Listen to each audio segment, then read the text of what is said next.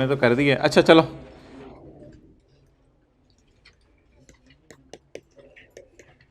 कौन सा लेक्चर पसंद करेंगे? 8 पसंद करेंगे।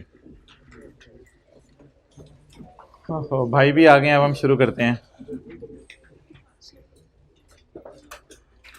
अच्छा, कल वाला सवाल हमारा इंशाल्लाह आज होगा पूरा, उसको हम करेंगे। लेकिन उससे पहले जो है वो आपकी खिदमत में कहा गया था कि आप हजरात ने जो है वो स्टैंडर्ड का पार्ट बी लेके आना है। तो वो हजरात ज़रा हाथ खड़ा कर दें जो स्टैंडर्ड का पार्ट बी ले आए हैं। वेल डन, दिखाइएगा ज़रा पार्ट बी। ये जी स्टैंडर्ड का पार्ट बी है, यहाँ पे पार्ट बी लिखा हुआ है। आप हजरात जो है वो इसमें SIC 32 ढूंढें, इंडेक्स में SIC 32। इसकी ज़ियारत कर लें, ज़ियारत के भी पैसे हैं। SIC 32 ढूंढें इसमें।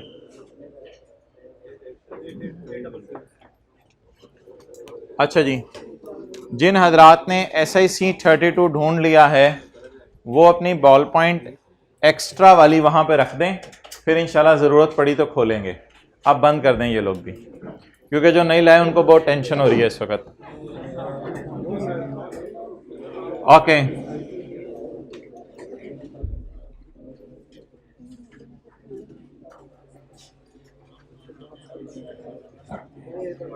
जी हजरात, ये किसकी वेबसाइट है? पेप्सी की वेबसाइट है। ठीक है जी, देख लें जरा पेप्सी वाले क्या क्या बना रहे हैं। मरुंडे हैं इसमें?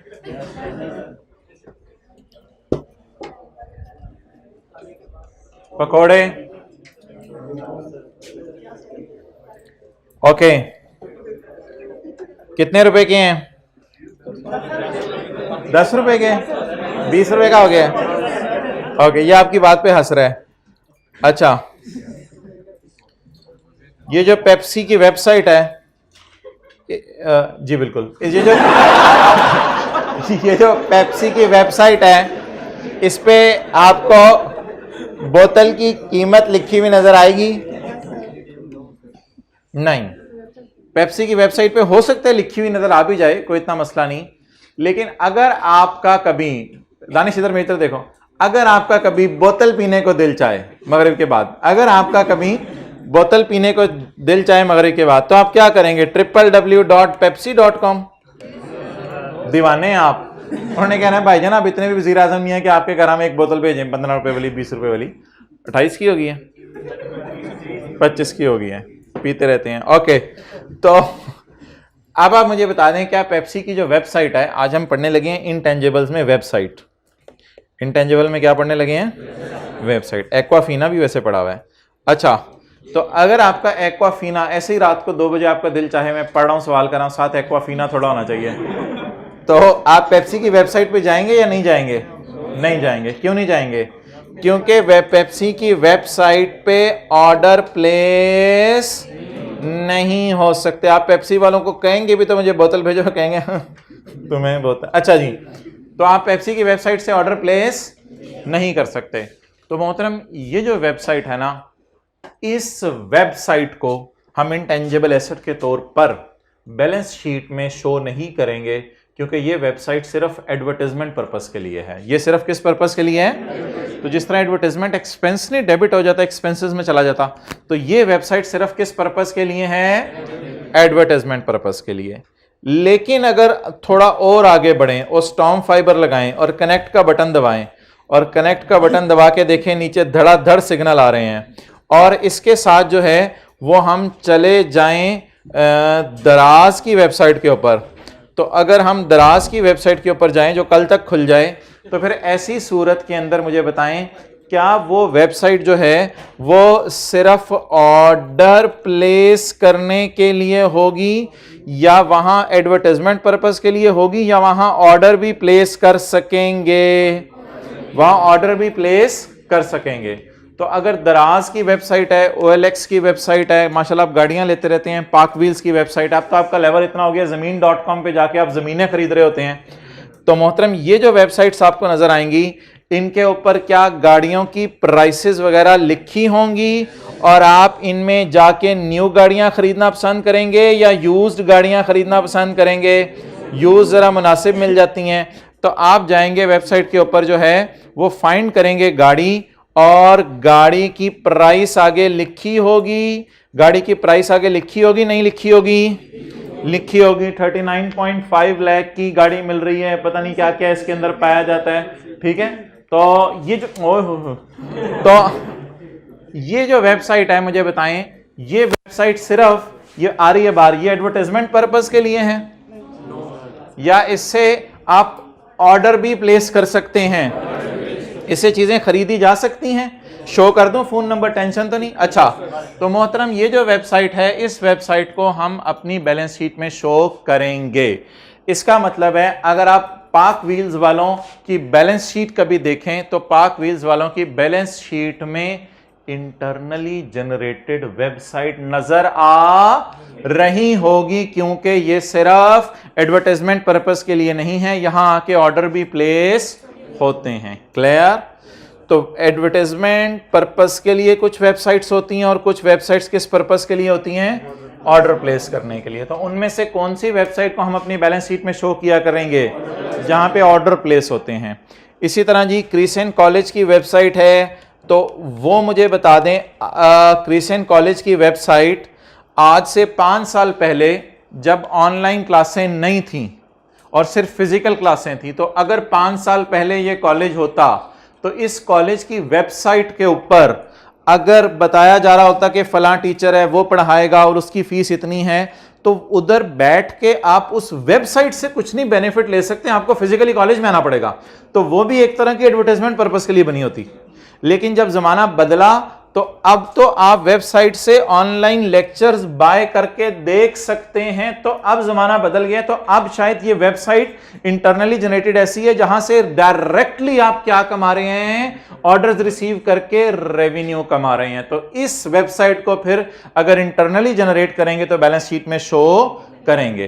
तो अगर वेबसाइट सिर्फ एडवर्टाइजमेंट पर्पस के लिए जैसे पेप्सी वाली है, तो उसको आप इंटेंजिबल के तौर पे बैलेंस शीट में शो नहीं करेंगे। और अगर website for the purpose of receiving orders है, तो फिर उस वेबसाइट को आप बैलेंस शीट में शो करेंगे। आ जाए जी किताब में जी, वो मैं बताता हूं। फिर ये पेज नंबर कौन सा बनेगा? 16। फिर वो कल वाले सवाल की तरह मैं वापस आऊंगा क्लास के एंड पे। वो तो अगर वेबसाइट परचेज कीजिए फिर तो वैसे ही इंटेंजिबल है। हम बात करें डेवलप वेबसाइट की आज। एन एंटिटी मे इनकर expenditure on development and operation of its own website. अच्छा, ये ना SIC 32 एक लफ्ज लिखा हुआ है, SIC 32। एक तो मैंने आपको बताया था IAS, लेकिन IAS का नया नाम आपको पता है पड़ गया हुआ है IFRS। IAS होते हैं इंटरनेशनल अकाउंटिंग स्टैंडर्ड और IFRS होता है इंटरनेशनल फाइनेंशियल रिपोर्टिंग स्टैंडर्ड। अच्छा, फर्स्ट टाइम पे आ जाया करें, फिर ये मसला ना हो। इससे अगली रो में आ जाए, 4th रो में। चलें ठीक है। अच्छा, पुराने स्टैंडर्ड्स का नाम था बोले इंटरनेशनल अकाउंटिंग, और नए स्टैंडर्ड्स का नाम इंटरनेशनल फाइनेंशियल रिपोर्टिंग स्टैंडर्ड्स। अच्छा जी, पुराने जो स्टैंडर्ड्स थे उसमें अगर कोई बात वाज़ेह नहीं होती थी तो फिर आता था SIC, standard interpretation committee. SIC, standard interpretation committee, ये लिखा हुआ है ना SIC, स्टैंडर्ड इंटरप्रिटेशन कमेटी। लेकिन इसका भी अब नया नाम पड़ गया हुआ है। वो नया नाम है IFRIC। ट्राई करें बोलने की, IFRIC, international financial reporting interpretation committee. लेकिन ये IFRIC हम पढ़ेंगे तो उस वक्त मैं इसकी एब्रीविएशन भी लिखवा दूंगा आपको। तो ये जरा पुराने नाम है ये दोनों, और ये नया नाम है। तो आज के बाद जो भी स्टैंडर्ड आपने देखा होगा आजकल आते हैं, वो इंटरनेशनल अकाउंटिंग स्टैंडर्ड नहीं होते बल्कि इंटरनेशनल फाइनेंशियल रिपोर्टिंग स्टैंडर्ड होते हैं। और standard interpretation committee SIC issue करती थी, ये SIC नंबर 32 है, लेकिन नए दौर के अंदर international financial reporting interpretation committee interpretation issue करती है। कोई खास फायदा नहीं था इस बहस का, आगे चलें। तो ये IAS है या SIC है? लर्निंग ऑब्जेक्टिव 7 तो हमारी बुक है ना, इससे हमें क्या, SIC 32 इंटेंजिबल एसेट्स, जिसको क्या कहेंगे हम, वेबसाइट कॉस्ट्स। अच्छा, ये जो मैंने आपको दो वेबसाइट्स दिखाई थी अभी, ये दोनों क्या थी भाईजान? ये दोनों एक्सटर्नल एक्सेस के लिए थी। ये दोनों क्या आप www.pepsi.com लिख के पेप्सी की वेबसाइट पे जा सकते हैं? इसका मतलब है हम पेप्सी के लिए एक्सटर्नल बंदे हैं, हम उनकी वेबसाइट पे जा सकते हैं। क्या आप दराज.com लिख के और पाक व्हील्स लिख के उनकी वेबसाइट पे जा सकते हैं? बिल्कुल जा सकते हैं। तो ये किस एक्सेस के लिए थी? एक्सटर्नल एक्सेस के लिए। अब ये दो वेबसाइट्स आपको नजर आ रही थी, एक्सटर्नल एक्सेस के लिए हैं। अगर किसी ऑर्गेनाइजेशन ने इंटरनल एक्सेस के लिए वेबसाइट बनाई हुई है तो वो वेबसाइट आप कहीं भी चले जाएंगे आपको नजर नहीं आएगी। मिसाल के तौर पे एक दवाइयां बनाने वाली बहुत बड़ी कंपनी है, या दवाइयां बनाने का ट्रेडर हैं, दवाइयां खरीद के बेचते हैं। तो मिसाल के तौर पे पंजाब मेडिकल स्टोर के नाम से उनका नाम मशहूर है। तो वो पंजाब मेडिकल स्टोर वालों के 5, 6, 7 ब्रांचेज हैं पूरे लाहौर में। अब हो सकता है उन्होंने एक वेबसाइट बनाई हो जिसपे अपनी दवाइयों का ब्रांच वाइज डिटेल रखते हो, इस दुकान पे इतनी दवाइयां, यहां पे इतनी शॉर्ट हो गई, फलां का ऑर्डर करो, फलां सप्लाई करो दवाई, फलां सप्लाई करो। तो वो जो वेबसाइट होगी उसमें हमारी एक्सेस नहीं होगी, क्योंकि उसमें उनके इंटरनल रिकॉर्ड होंगे जो वो हमसे शेयर करना नहीं चाहेंगे। आमतौर पर तो वो हार्ड ड्राइव में कंप्यूटर की रख लेंगे, ईमेल से शेयर कर लिया करेंगे। लेकिन अगर उनका बहुत बड़ा बिजनेस है तो हो सकता है वो एक वेबसाइट बना दें, लेकिन वो वेबसाइट का URL हम पंच करके वहां तक नहीं पहुंच सकेंगे, क्योंकि वो वेबसाइट सिर्फ एम्प्लॉइज के इस्तेमाल के लिए होगी। तो एक कॉन्सेप्ट तो ये हो गया कि वेबसाइट पे मैं और आप भी अप्रोच कर सकते हैं, और दूसरी वेबसाइट वो है जो ऑर्गेनाइजेशन ने अपने लिए बनाई होती है। उसमें ऑर्गेनाइजेशन ने अपनी पॉलिसीज वगैरह लिखी होती हैं, अपने कस्टमर के नाम वगैरह, पते वगैरह लिखे होते हैं। उसमें ऑर्गेनाइजेशन ने और कोई रेलेवेंट इंफॉर्मेशन हो तो डाल देते हैं। तो ये तो ऑर्गेनाइजेशन के अपने एम्प्लॉइज के लिए है। ये वेबसाइट भी एसेट होती है, ये वेबसाइट भी इंटेंजिबल है। इस वेबसाइट में भी कोई मसला नहीं, लिख लें ये वेबसाइट भी इंटेंजिबल है अगर अकॉर्डिंग क्राइटेरिया वगैरह पूरा हो रहा है। Cost can be measured reliably, future में बेनिफिट आने हैं। बेनिफिट कैसे आएंगे? कॉस्ट सेविंग वगैरह हो जाएंगी आपकी, इस फॉर्म में आपको बेनिफिट आ जाएंगे। ये वेबसाइट भी इंटेंजिबल है। लेकिन फिलहाल हम जो ज्यादा बहस कर रहे हैं वो सिर्फ किसके ऊपर करने लगे हैं? Website for external access. तो उसमें दो किस्म की वेबसाइट्स मैंने आपको अभी बताई हैं, to promote and advertise own products and services, Pepsi वाली, और दूसरी कौन सी बताई है?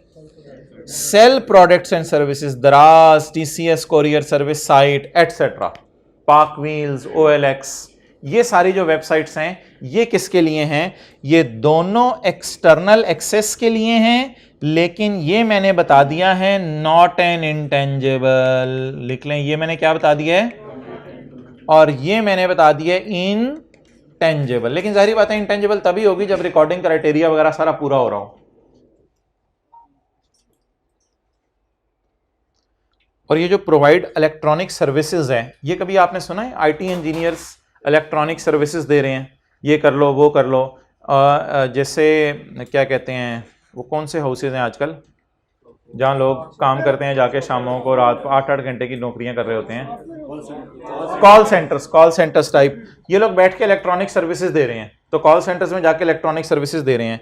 तो अगर इन्होंने भी कोई वेबसाइट बनाई हुई है, कोई ऑर्गेनाइजेशन ऐसी है, IT हाउस है, 3-4 बच्चे इंजीनियर बने, कंप्यूटर इंजीनियरिंग की, उन्होंने मिलकर एक कंपनी बना ली, और वो कंपनी क्या करती है? चीजें नहीं बेचती, इलेक्ट्रॉनिक सर्विसेज देती है।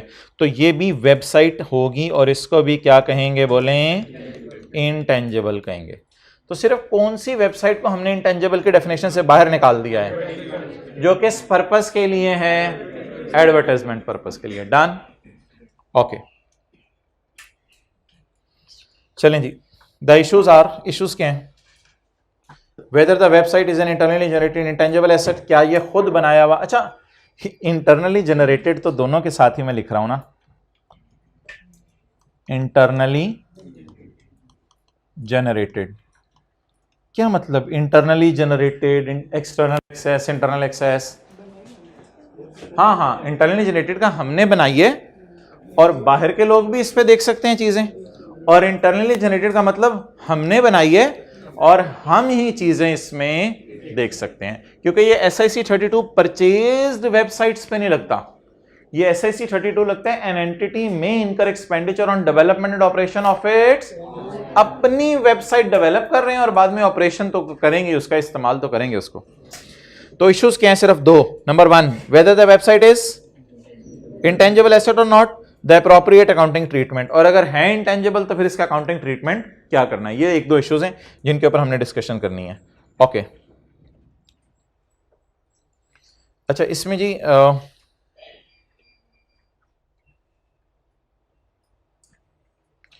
जो आप खुद वेबसाइट बना रहे हैं ना, इसमें भी वही वाली फेजेस आएंगी, और एक रिसर्च फेज आएगी और एक डेवलपमेंट फेज आएगी और एक ऑपरेशनल फेज आएगी। इसमें इसने रिसर्च फेज का नाम प्लानिंग रखा है, कुछ लिखने की जरूरत नहीं। इसने रिसर्च फेज का नाम क्या रखा है? प्लानिंग रखा है, कि प्लानिंग हो रही है, वेबसाइट प्लान हो रही है, माइंड में बन रही है, वेबसाइट में क्या होगा। नया आपने कोई बिजनेस शुरू किया तो वेबसाइट की आप प्लानिंग कर रहे हैं, उसका इसने नाम रिसर्च रखा है या प्लानिंग रखा है। अब तरतीब से जरा देखना शुरू करता हूं मैं चीजें। पेज नंबर 17 पे आ गया हूं मैं। अगर खुद हम अपनी वेबसाइट बनाना चाहें तो सबसे पहले क्या करेंगे? इसे क्या कहते हैं? प्लानिंग की एग्जांपल्स आपको ना समझ आएंगी ना आपने याद करनी है। प्लानिंग की एग्जांपल्स स्टैंडर्ड में दी हुई हैं, और अगर ये चीजें आपने समझनी है तो किसी सॉफ्टवेयर इंजीनियर के पास बैठ के समझ लें। तो बस प्लानिंग हमें पता होना चाहिए लफ्ज, इसके अंदर की जो चीजें हैं वो हम पेपर में स्टैंडर्ड खोल के देख लेंगे, लेकिन मैं पढ़ाऊंगा फिर भी सही, पढ़ेंगे हम इन चीजों को। लेकिन फिलहाल इनको जरा छोड़ें, इनकी अकाउंटिंग ट्रीटमेंट भी छोड़ें। वैसे तो आपको पता ही है रिसर्च एक्सपेंस में जाती है, लेकिन फिलहाल छोड़ें अकाउंटिंग ट्रीटमेंट। तो रिसर्च क्या है जी? प्लानिंग। डेवलपमेंट क्या है? डेवलपमेंट में स्टैंडर्ड ने 3 लफ्ज इस्तेमाल किए हैं। डेवलपमेंट में कितने लफ्ज इस्तेमाल किए हैं? 3। एप्लीकेशन एंड इंफ्रास्ट्रक्चर डेवलपमेंट, यानी कोडिंग वगैरह हो रही है, and application and infrastructure development, graphical design and development. सामने जो इंटरफेस मुझे आपको जिस तरह नजर आएगा, घूमती हुई चीजें और ये सारा ICAP की वेबसाइट चीजें, कुछ चीजें घूम रही होती हैं, चल रही होती हैं, सदर साहब आ रहे होते हैं, फिर कोई और आ रहा होता है। ग्राफिकल डिजाइन डेवलपमेंट और कंटेंट डेवलपमेंट, फिर वेबसाइट पे कुछ अंग्रेजी वगैरह लिखी होती है और काफी सारी चीजें इस बारे में लिखी होती हैं, इसे क्या कहते हैं? Content development. इन तीनों का नाम इधर क्या होगा जी? अब डेवलपमेंट भी अच्छी वाली होगी या बुरी वाली होगी? अगर डेवलपमेंट 6 क्राइटेरिया पूरे कर रही है तो कैपिटलाइज कर देंगे, अगर नहीं क्राइटेरिया पूरी कर रही है तो कैपिटलाइज नहीं करेंगे। ओके, और अगली फेज कौन सी है जी? ऑपरेशनल। ऑपरेशनल जिसे आप उधर कहते थे ना कमर्शियल प्रोडक्शन शुरू हो गई है, तो ऑपरेशनल का मतलब यह है कि आप वेबसाइट लोग इस्तेमाल कर रहे हैं, लेकिन जब वेबसाइट लोग इस्तेमाल कर रहे हैं तब भी हल्के फुल्की चीजें चेंज करते रहते हैं कस्टमर के रिक्वेस्ट पे, यार ये मसला हो रहा है, ये मसला हो रहा है। तो चीज जब ऑपरेशनल होगी तो मसले सामने आएंगे, उन मसलों को 1 बाय 1 एड्रेस करेंगे वो। तो तीसरी फेज कौन सी है? और इसके अलावा अगर कोई खर्चे होंगे उनको कौन से खर्चे कहेंगे? अदर खर्चे। अब सवाल यह है कि इन सारी चीजों को ट्रीटमेंट कैसे करनी है और इनको एक्सपेंस में डालना है या कैपिटलाइज करना है। तो अब मोहतरम ये जो इसकी पहली बात आपको मैं बता दूं कि ये अल्फाज स्टैंडर्ड में इस्तेमाल नहीं हुए, ये मैंने अपनी तरफ से डाला हुआ है लफ्ज़ रिसर्च, ना स्टैंडर्ड में ये लफ्ज़ इस्तेमाल हुआ है डेवलपमेंट। तो स्टैंडर्ड अभी जो मैं खोलूंगा ओरिजिनल, उसमें आपको मिलेगा प्लानिंग, एप्लीकेशन एंड इंफ्रास्ट्रक्चर और वो सारी चीज़ें। क्लियर? तो अभी मैं ये वाली एग्जांपल्स पढ़ने लगा हूँ, लेकिन मैं ये किताब से नहीं पढ़ने लगा, मैं ओरिजिनल स्टैंडर्ड से पढ़ने लगा हूँ। जो ओरिजिनल स्टैंडर्ड नहीं लेके आए वो हजरात क्या करें? वो हजरात किताब ही खोली रखें सामने, लेकिन मैं ओरिजिनल स्टैंडर्ड से जाके ये चीज़ें पढ़ने लगा हूँ। खोल लें अब आप हजरात जो स्टैंडर्ड लेके आए हैं।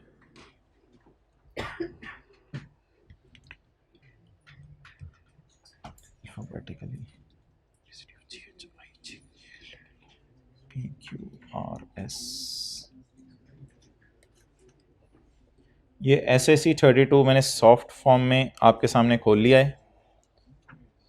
कितने लोग स्टैंडर्ड के सफ़े पे पहुंच गए हैं ढूंढते हुए? इधर लिखा हुआ है SAC32 intangible asset, website cost, कोई इस तरह की हेडिंग दी हुई है?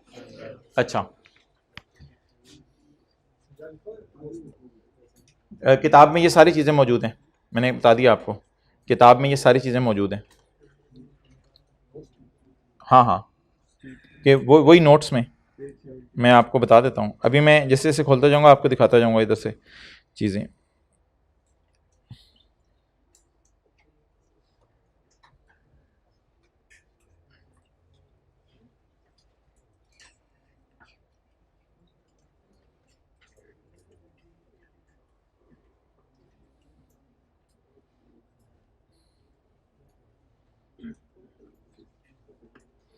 अच्छा जी, SIC 32 अगर आप खोलें तो उसमें आपको ये मिलेगा, ये स्टैंडर्ड में ये सफ़ा ढूंढें, ये पेज ढूंढें, डब्बे डब्बे बने हुए हैं। पेज नंबर यार ना बताओ, असल में कुछ के पास ना पुराने स्टैंडर्ड होंगे, कुछ के पास नए होंगे।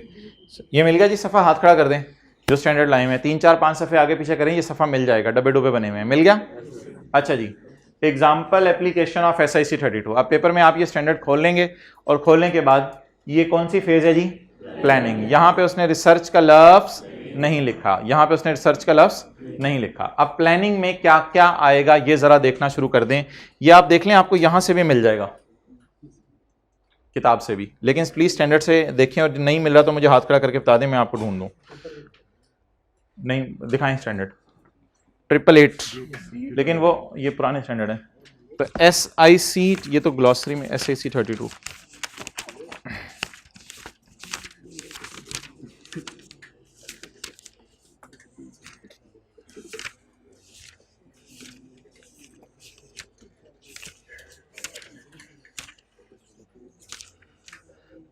ये क्लास के बाद लेके आए। अच्छा, तो किताब में ही देख लें भाई, जिन हजरात को नहीं मिल रहा।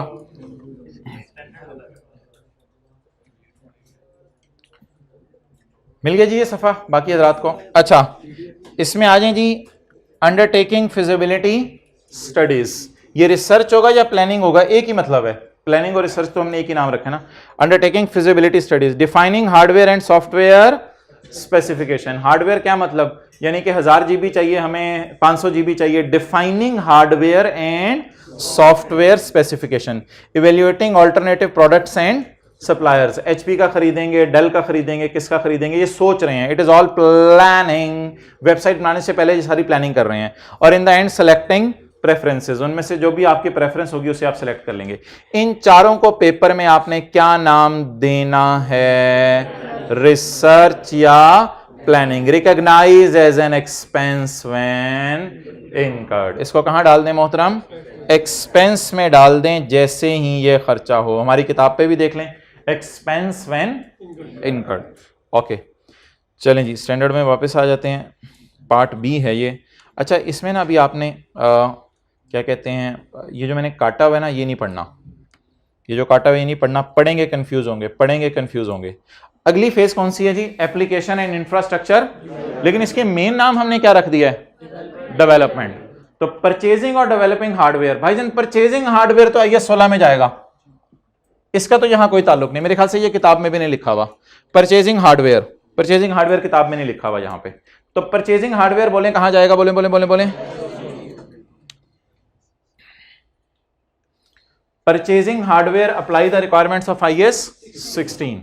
अच्छा, अब हम अपनी वेबसाइट खुद बना रहे हैं, अपनी वेबसाइट। और भाईजान ये ना कहिएगा वेबसाइट जो है वो हार्डवेयर के लिए जरूरी है, और वेबसाइट के बगैर हार्डवेयर खुदा के लिए ये ऑपरेटिंग सिस्टम या विंडोज नहीं है, ये पूरी वेबसाइट की एक प्रोग्रामिंग हो रही है, ये अलग इंटेंजिबल है। तो कल वाली बात से मिक्स नहीं करना। कल क्या पढ़ा था, कल ये पढ़ा था वो सॉफ्टवेयर जो हार्डवेयर के चलाने के लिए जरूरी है, उस सॉफ्टवेयर को, विंडोज को हार्डवेयर का पार्ट बना देंगे। तो खुदा के लिए उस कॉन्सेप्ट को जाना ले आइएगा। ये तो हार्डवेयर सॉफ्टवेयर मौजूद हैं, अब उनके अंदर हम कोई नई वेबसाइट बनाने लगे हैं, कोडिंग करके जो वेबसाइट बनेगी वो तो इंटेंजिबल है ना, तो उस वेबसाइट की बात करें। अच्छा जी, एप्लीकेशन इंफ्रास्ट्रक्चर डेवलपमेंट में क्या क्या आएगा, डोमेन नेम, वेबसाइट का नाम लेना जाके, ठीक है। मिसाल के तौर पे pagal.com लिखेंगे तो वो कहेंगे ये तो पहले ही 2-4 ने ली हुई है, तो ऑब्टेनिंग अ डोमेन नेम, आप डोमेन इसकी लेंगे जाके। Developing operating software, example given operating system and server software. इसके ऊपर थोड़ी सी मैंने डिस्कशन करनी है, इसको अभी छोड़ दें, ये बुक में लिखा हुआ है developing operating system, operating server. हाँ, ये सर्वरों की हमने बातें करनी है, सर्वर बाजी थोड़ी देर बाद, इसको जरा थोड़ा सा पेंडिंग कर दिया मैंने। Developing operating software, developing coding for the application, C++ पढ़ा होगा आपने, जावा, आवा, अच्छा, installing the developed application on the web server and stress testing. ICAP की वेबसाइट या मैट्रिक की वेबसाइट जो होती है उसके ऊपर लोड पड़ जाता है जिससे रिजल्ट आता है, तो वो उसकी स्ट्रेस टेस्टिंग सही नहीं हुई होती। तो जब स्ट्रेस टेस्टिंग वेबसाइट की सही हुई होती है तो वेबसाइट पे लोड नहीं पड़ता, तो स्ट्रेस टेस्टिंग इसे कहते हैं। यूजर का लोड डाल के देखा जाता है वेबसाइट बाहर तो नहीं आ गई। Next, graphical design and development. इसमें क्या है जी, designing the appearance, example given, layout and colour of web pages. ये कौन सी फेज चल रही है सारी? Development, okay. और उसके बाद मोहतरम तीसरी फेज कौन सी है? Content development. लेकिन इसकी मां का नाम क्या है? Development. Development, creating, purchasing, preparing and uploading information. कई दफा आप इंफॉर्मेशन यानी चीजों के बारे में उनकी तारीफ खुद लिख लेते हैं, कई दफा आप परचेज कर लेते हैं किसी से, किसी अच्छे राइटर से लिखवा के। Creating, purchasing, preparing, uploading information either textual or graphs on the website before the completion of website development. Development से पहले पहले ये सारे काम हो जाएंगे। Examples of content include about entities, products, क्या क्या हम बेच रहे हैं, कितने में बेच रहे हैं, services offered for sale and topics that are subscribers access. कई दफा ऐसी वेबसाइट्स होती हैं जो लाइब्रेरी का काम करके दे रही होती हैं, तो फिर वो टॉपिक्स बता देते हैं, ये टॉपिक्स की बुक्स हमारे पास अवेलेबल हैं, आप लॉगिन डालें, आपका वो बुक डाउनलोड करने की जरूरत नहीं होगी, ऑनलाइन आप पढ़ लेंगे। तो ये सारी क्या आ जाएगी बोलें? Content development. तो content development will be capitalized. अब बता दें कितनी चीजें कैपिटलाइज होनी है। अभी आपने ये नहीं पढ़ना जो मैंने छुपाया हुआ है, ये नहीं पढ़ना, ये कंफ्यूज करेगा। कितनी चीजें एक्सपेंस में जानी है? प्लानिंग। और एप्लीकेशन इंफ्रास्ट्रक्चर डेवलपमेंट कहां जानी है? Capitalise. Graphical design development capitalise. Content development भाईजान ऑपरेशनल खर्चे सारे एक्सपेंस में जाएंगे, ऑपरेशनल खर्चे सारे एक्सपेंस में जाएंगे। अपडेटिंग ग्राफिक्स, ग्राफिक्स पहली दफा बनाना तो कैपिटलाइज किया था, बाद में कोई छोटी मोटी अपडेशंस आ गई, वो किधर जाएंगी? एक्सपेंस में। एंड रिवाइजिंग कंटेंट्स, कंटेंट्स में थोड़ी सी चेंज कर दी अंग्रेजी वगैरह आपने। Adding new functions, new features and contents. Registering the website with the search engines. ये असल में ना आप गूगल के ऊपर जाके मिसाल के तौर पे किसी भी इदारे का नाम लिखें, मिसाल के तौर पे आप कह दें बॉटल्स, तो अब पेप्सी वालों ने ज्यादा पैसे दिए होंगे तो ऊपर उनकी वेबसाइट आ जाएगी, कोका कोला वालों ने गूगल को ज्यादा पैसे दिए होंगे तो ऊपर उनकी वेबसाइट आ जाएगी। तो ये जो पैसे होते हैं ना, ये एक एनुअल फीस वगैरह होती है। तो ये आप registering website with a search engine, search engine, Google is a search engine. Engine वैसे नहीं है कि तड़ तड़ करके आवाजें आती हैं उसकी, तो Google is a search engine. Search engine की मिसाल लिख लें गूगल। किताबें तो है ना आपके पास, स्टैंडर्ड पे तो नहीं लिखना, किताब में तो लिखा हुआ है ना जी, बिल्कुल। भाई ये दूसरी क्लास से टीए उठे, इधर आए देखें क्या हो रहा है। दानिश उठ गए हैं, दानिश भाग के आ रहे हैं, दरवाजा खोलने लगे हैं दानिश ने दरवाजा खोल लिया, दानिश दरवाजे से निकल आया, दानिश इस वक्त रास्ते में है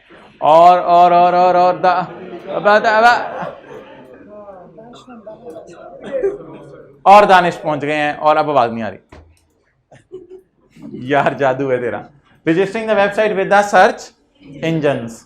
banking up data, data backup करने के लिए होते आपने कुछ स्टोरेज बाय की हो, क्लाउड स्टोरेज वगैरह, कुछ स्टोरेज आपने बाय की हो, वो तो हम तो 5 GB पे ही रहते हैं ना, उससे ज़्यादा डाटा डिलीट करने लग जाते हैं। लेकिन जिन्होंने 100 GB 100 GB का करना हो तो फिर वो बैकअप डाटा करने के लिए क्या करते हैं?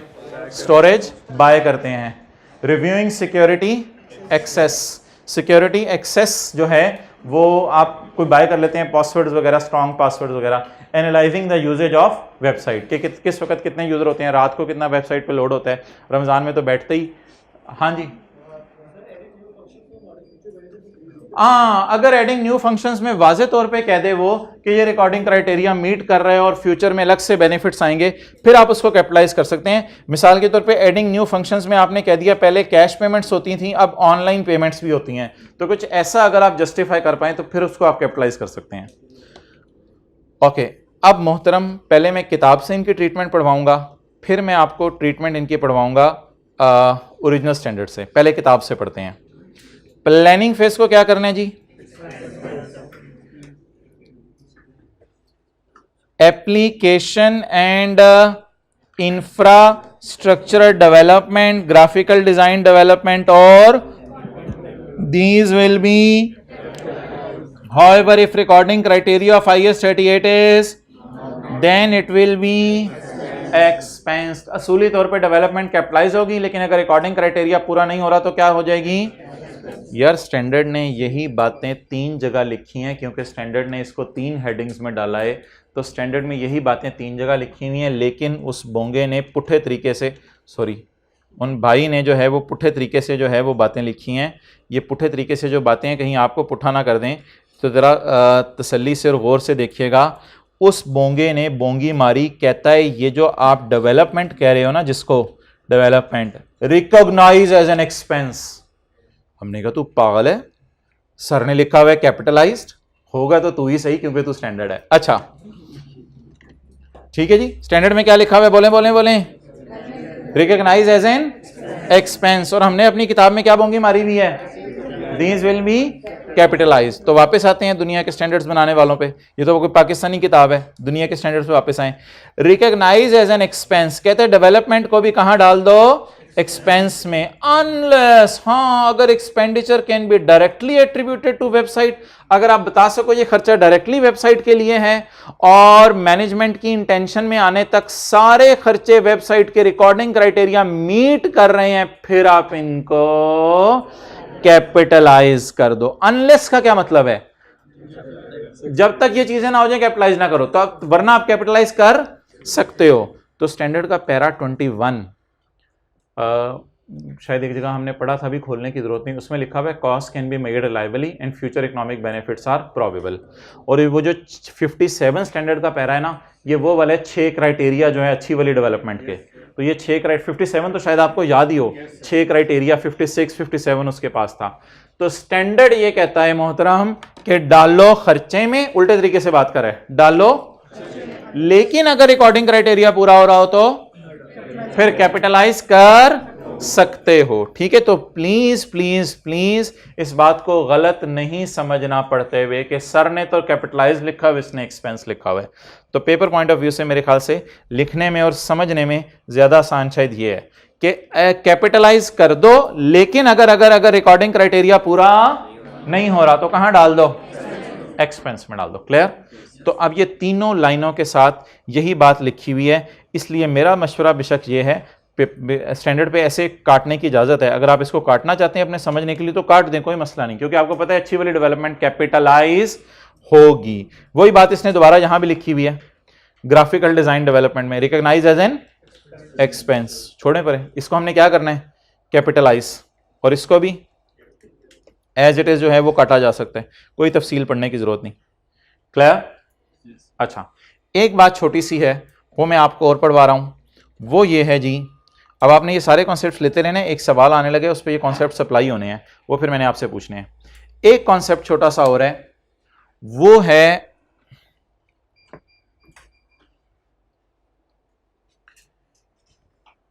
अगर आपने वेबसाइट पे तस्वीरें चढ़ाने से पहले, वैसे ये जो वेबसाइट है ना पाक व्हील्स वाली, इस पे तो लोग आपको पता है तस्वीरें अपलोड करते हैं, इस पे जो है वेबसाइट वाले खुद नहीं करते।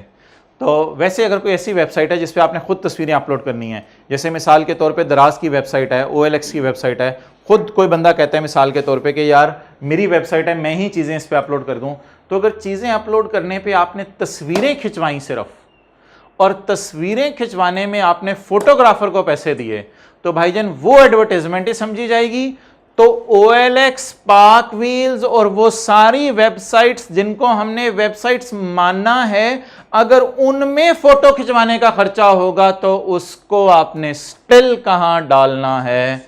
एक्सपेंसेस में डालना है, एक्सपेंसेस में डालना है। क्लियर हो गई बात? नहीं समझ आई बात? मिसाल के तौर पे पाक व्हील्स है, OLX है, ये प्रिंसिपली क्या है? इंटेंजिबल है या नहीं है? हैं। पेप्सी की वेबसाइट इंटेंजिबल नहीं है। सुबह सुबह जो शुरू में आते आते बात की थी वो क्या की थी? पेप्सी की वेबसाइट सिर्फ किस पर्पस के लिए है? सोलली एडवर्टाइजमेंट पर्पस के लिए है, तो उसको तो सिरे से हमने कह दिया था इंटेंजिबल। और ये OLX वगैरह सोलली एडवर्टाइजमेंट के पर्पस के लिए हैं या ऑनलाइन सेल के लिए हैं? तो इनको तो क्या माना जाएगा? जब इनको इंटेंजिबल माना जाएगा तो इनमें एक छोटा सा खर्चा ऐसा है जिसको स्टिल एक्सपेंस माना जाएगा, वो मैं कह रहा हूं, वो है पिक्चर्स खींचने का खर्चा। बाकी ये कंटेंट डेवलपमेंट जो आपको नजर आ रही है, बैक एंड पे इसके फीचर्स लिखे होंगे, ये सब कुछ लिखा होगा, ये स्टिल जो है वो सारा का सारा खर्चा, जब भी पहली दफा वेबसाइट खड़ी करने के लिए ये सारा इंटरफेस बनाना पड़ा, सारी पीछे प्रोग्रामिंग करनी पड़ी कि कस्टमर ओपन करे, ये लिस्ट आ जाए, महंगी गाड़ियां ऊपर आ जाए, सस्ती गाड़ियां नीचे चले जाएं, मॉडल वाइज देखना चाहे मॉडल वाइज आ जाए, गाड़ी का नाम देखना चाहे, इस पीछे जो भी प्रोग्रामिंग होगी वो ऑल कैपिटलाइज होगी। ग्राफिक इंटरफेस जो सब आपको नजर आ रहा है ये सारा कैपिटलाइज होगा। ये टैब्स बनाए हैं, इनके पीछे मेहनत हुई है, ये सारा कैपिटलाइज होगा। बट तस्वीरें खींचने का खर्चा इसमें जो है वो क्या होगा, बोले एक्सपेंस आउट होगा। क्लियर? तो ये एक छोटी सी एहतियात डेवलपमेंट फेज के लिए पढ़ लें किताब से ही, छोटी सी एहतियात डेवलपमेंट फेज के लिए पढ़ लें, स्टैंडर्ड से ना पढ़ें, इधर से ही पढ़ लें। Expenditure incurred in development phase for purposes, for example professional fees paid to expert for taking digital pictures of entity. क्योंकि ये तो एडवर्टाइजमेंट ही है ना, वो ये गाड़ी की तस्वीर आप इधर लगा दो या गाड़ी की तस्वीर बाहर सड़क पे लगा दो, ये तो एडवर्टाइजमेंट की ही एक सूरत है। तो इस खर्चे को स्टिल डेवलपमेंट फेज में भी, अब बता दें वेबसाइट में डेवलपमेंट फेज के कौन से खर्चे को एक्सपेंस में डाला जाएगा, एडवर्टाइजमेंट को। क्लियर? अच्छा, कौन सी फीस? हाँ हाँ, वो आएगी अभी, वो अभी आएगी। ऑपरेशन, ऑपरेशन क्या होता है? The operating stage begins once the development of website has been, an entity maintains and enhances the applications. इसमें भाई ने जो सवाल पूछा था वो भी यहाँ एड्रेस होगा। इसमें हमने कौन कौन सी चीजें पढ़ी हैं? Updating graphics, new functions, registering the website with search engine, backup data, security access, analysing usage of website. Expense when incurred, भाईजान ऑपरेशनल फेज हमेशा एक्सपेंस में जाएगी, ना ये रिसर्च है ना ये डेवलपमेंट है। ऑपरेशनल फेज क्या है? अब तो लोग वेबसाइट को एक्सेस कर रहे हैं, तो इस फेज में जितने भी खर्चे होंगे वो सारे कहां जाएंगे? एक्सपेंस में। Unless it meet the recording criteria, this will only occur in, कहते बहुत रेयर सर्कमस्टांस में ऐसा भी हो सकता है कि आप ऑपरेशनल फेज के खर्चे को कैपिटलाइज करो। असूली तौर पे ऑपरेशनल फेज का खर्चा कहां जाने? रेयर सर्कमस्टांस में ऑपरेशनल फेज के खर्चे को आप क्या कर दें? उसकी मिसाल क्या हो सकती है? वो जैसे भाई ने सवाल पूछा था, मैंने इनको दी थी, एक वेबसाइट थी, उस पर लिखा हुआ था कि मोहतरम हम जो है वो फलां फलां चीज़ें बेचते हैं और कैश ऑन डिलीवरी है, यानी सिर्फ ऑप्शन कैश ऑन डिलीवरी है। बंदा आपके घर आएगा, आपको चीज़ देगा, आप उसे कैश दे दीजिएगा। उस वेबसाइट ने एक नया फंक्शन ऐड किया, उसमें ऑनलाइन पेमेंट भी डाल दी। अब ऑनलाइन पेमेंट की वजह से बहुत से लोग जो रिलेक्टेंट होते थे घर में कैश रखने से, अब उन्होंने कहा यार अब तो हम इनकी चीजें खरीद लेते हैं। तो उससे अगर आपको लग रहा हो कि फ्यूचर में बेनिफिट आएगा तो इसको भी आप क्या कर सकते हैं? कैपिटलाइज कर सकते हैं। डन। अब आप एक एक करके मुझे बताते रहें। रिसर्च फेज का नाम इधर क्या है? इसमें कोई और बात याद नहीं रखनी, इसको सिर्फ किस में डालना है? डेवलपमेंट फेज में इधर कितनी चीजें आएंगी? 3। पहली application and infrastructure development, graphic design, content development. Content development अंग्रेजी उस वेबसाइट पे लिखी जाएगी। इसको आपने क्या करना है? अगर रिकॉर्डिंग क्राइटेरिया पूरा हो रहा हो, इसमें एक एहतियात आपने करनी है, वो है इसके अंदर जो एडवर्टाइजमेंट का कंटेंट डाला हुआ है, मिसाल के तौर पे आपने फोटोग्राफ्स डाली हुई हैं, तो उसके खर्चे को आपने क्या करना है? एक्सपेंस। इसके बाद अगली फेज कौन सी है? वो शायद फेज नहीं है, अब तो वेबसाइट क्या हो गई है? ऑपरेशनल। ऑपरेशनल के खर्चे को किस में डालना है? लेकिन रेयर सर्कमस्टांस में क्या हो सकता है? कैपिटलाइज करें। वो किस सूरत में करना पड़ेगा? जब आपको लगे कि recording criteria of capitalisation is met, ऐसी कोई लाइन आ रही हो, तो फिर ऑपरेशनल फेज के खर्चे को भी क्या कर सकते हैं? कैपिटलाइज। जैसे कि एसी है, अब वो घर में 2 साल से लगा हुआ है, जालियां साफ हो जाती हैं, एसी घर में 2 साल से लगा हुआ है, उसके अंदर आप और कोई काम करवा लेते हैं, हल्की फुल्की सफाई करा लेते हैं, गैस भरवा लेते हैं, वो सारा तो ऑपरेशनल फेज का खर्चा है, वो एक्सपेंस में जाता है। लेकिन अगर कोई ऐसी मोटर आ जाए जो 2 टन के एसी में डालें तो 2.5 टन की हवा दे, तो ऐसी सूरत में फिर उस खर्चे को आप कैपिटलाइज कर सकते हैं। तो इस किस्म की कोई बात है वेबसाइट के अंदर भी। जी जी,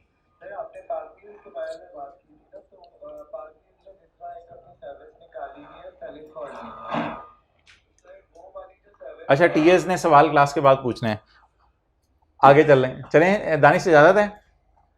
ओके शुक्रिया यार। जी आपने कहा था कि ऑपरेशनल के अंदर आएगा वेबसाइट पोस्ट करने की कॉस्ट, मैंने नहीं, अभी मैं ना वो बताता हूँ आपको, ये मैं अभी इधर आ रहा हूँ, पेज 16 पे इसके ऊपर बात है, एक पेज 16 पे इस पे बात है। अच्छा जी, यहाँ तक हमारी सारी बात जो है वो एक हद तक मुकम्मल हुई। मुझे आप ये बता दें कि ये वेब सर्वर क्या होता है। वेब सर्वर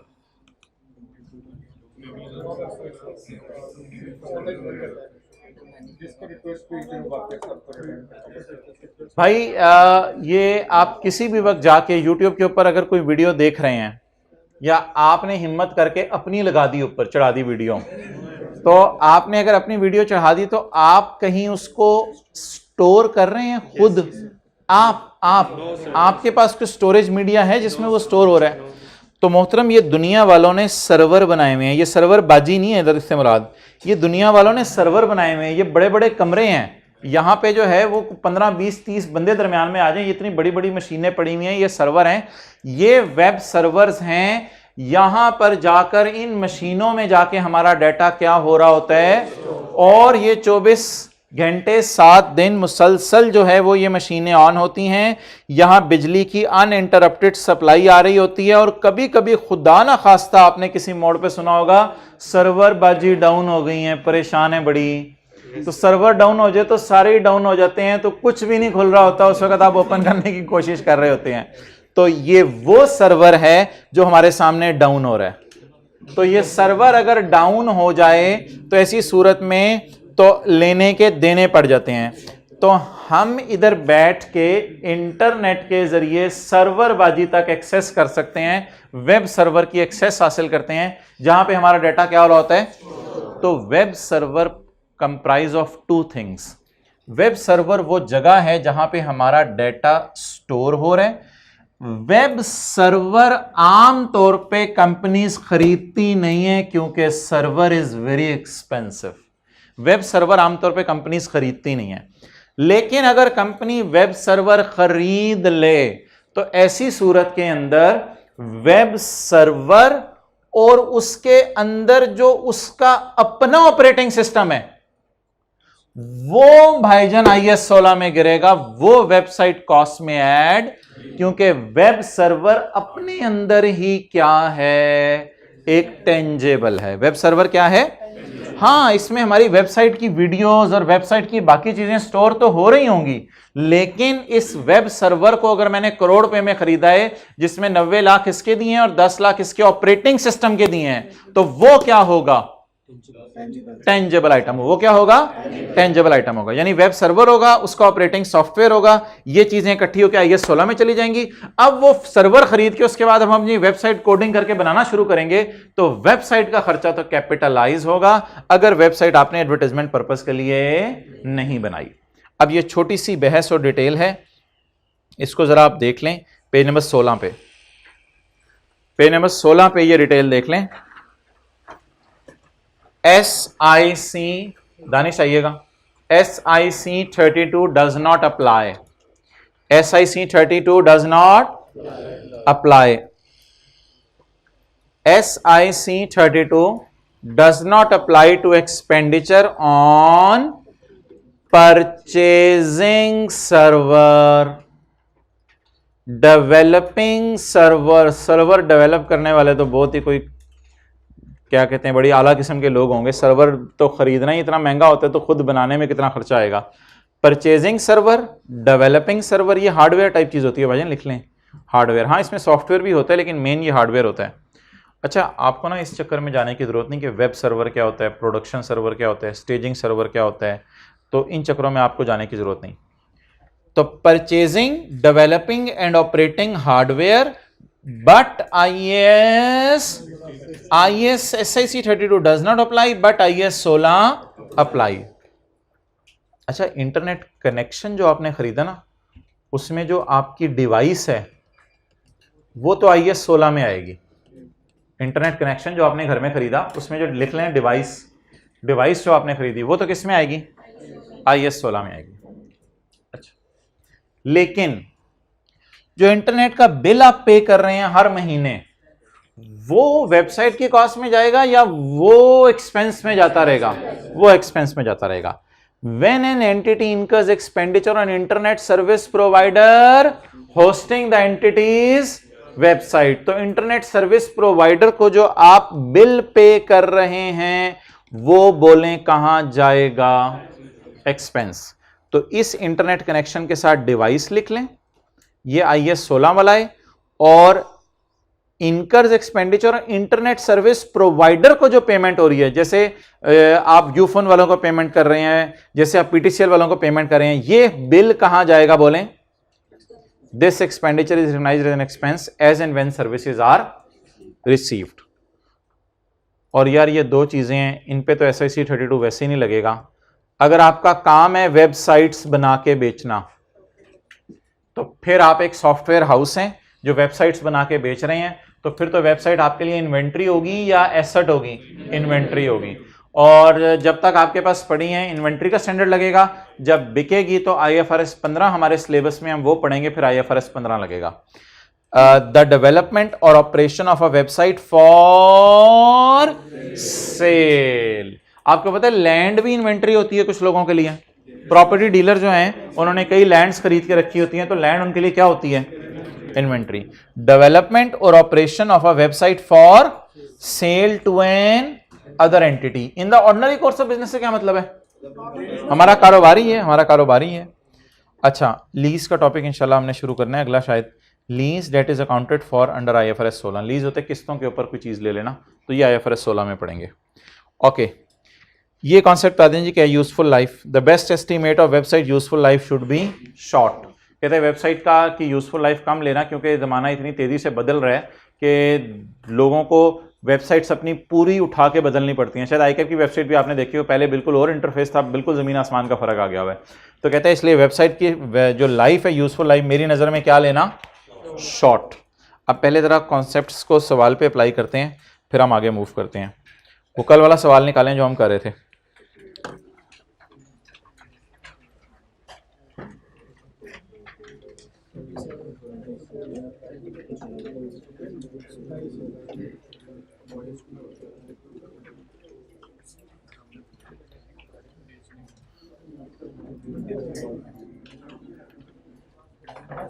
क्वेश्चन नंबर 9 यार, 9 पेज 27। अच्छा, मैं 9 का 1 जरा करवा देता हूं, अभी कल हमारी बहस रहेगी थी, 9 का 1 अभी करवा देता हूं। पहले जरा 9 का 2 मैं कर लूं। 9 का 2 पहले जरा बिजनेस की नेचर देख लें हमारे क्या है। Zinc limited a broadcasting company uses revaluation model for subsequent measurement. A broadcasting company broadcast करती है चीजों को लाइव या रिकॉर्डेड, जिस भी फॉर्म में हो। On 31 December 18 ZL launch its new website for online streaming of TV shows, movies and web series. तो इन्होंने एक वेबसाइट बनाई for online streaming. Online streaming से मुराद होगा डाउनलोड करने की इजाजत नहीं देंगे, ऑनलाइन लोग आके इसके ऊपर स्ट्रीमिंग करेंगे। अटेंटिव हैं, मुतवज्जे हैं, जाग रहे हैं।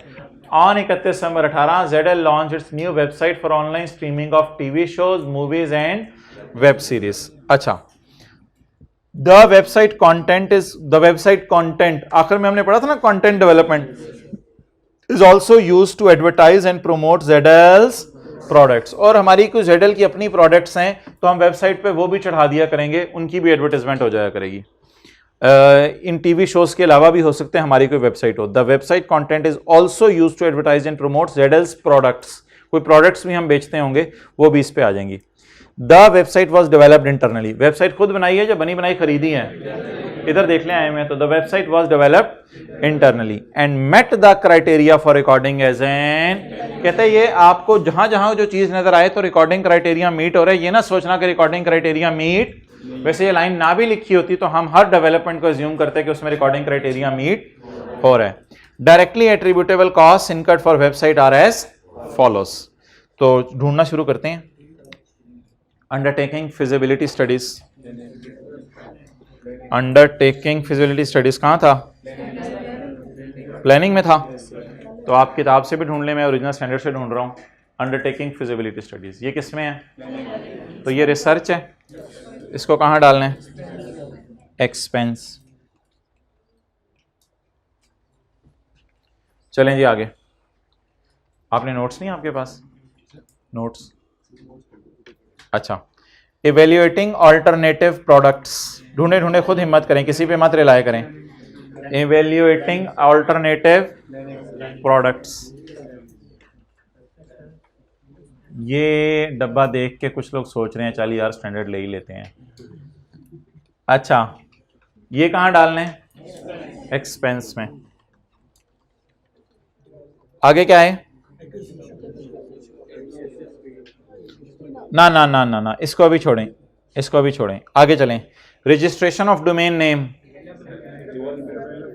Registration of domain name, obtaining a domain name, development में?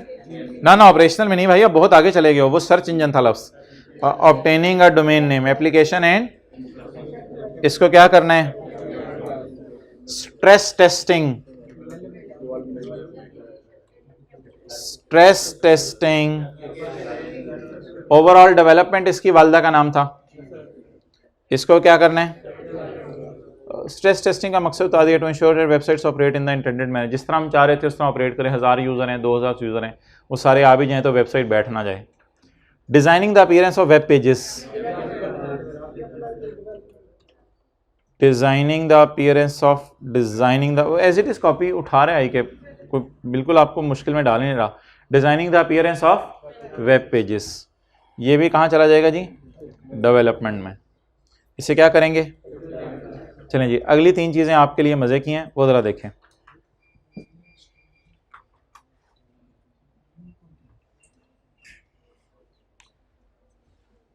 वही बात है, इतने लंबे चौड़े में कोई 1-2 पॉइंट तो सोचने वाला भी वो डाला करेगा ना, तो वो 1-2 पॉइंट इसने सोचने वाला डाल दिया थोड़ा सा। Development cost of new content, पहले तो ब्रॉड कैटेगरी देख लें।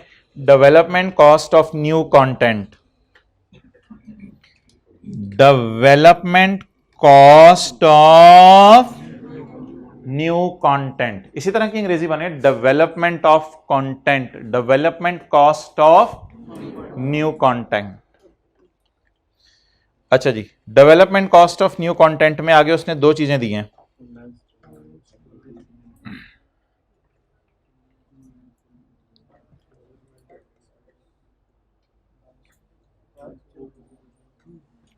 जी, ऑनलाइन स्ट्रीमिंग, ऑनलाइन स्ट्रीमिंग तो हमारा मेन काम है, उसी के लिए तो हमने कंटेंट डेवलपमेंट करके लोगों को दिखाना है। ऑनलाइन स्ट्रीमिंग का ही तो कंटेंट डेवलप किया जाएगा, पीछे कोडिंग की जाएगी ताकि जितने प्रोग्राम्स अपलोड करें वो सारे के सारे लिंक हों, ये तो हमारा मेन कारोबार है।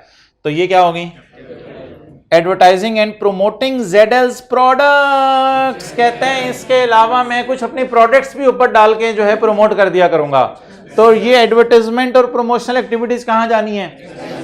एक्सपेंस में जानी है। धोखा दिया उसने कंटेंट डेवलपमेंट का लफ्ज लिख के, लेकिन अंदर आपको पता है किसी भी एक्टिविटी के अंदर अगर एडवर्टाइजमेंट बीच में आके घुस जाए तो एडवर्टाइजमेंट कहां जानी है? अच्छा, ये कहां डालें? Advertisement of website.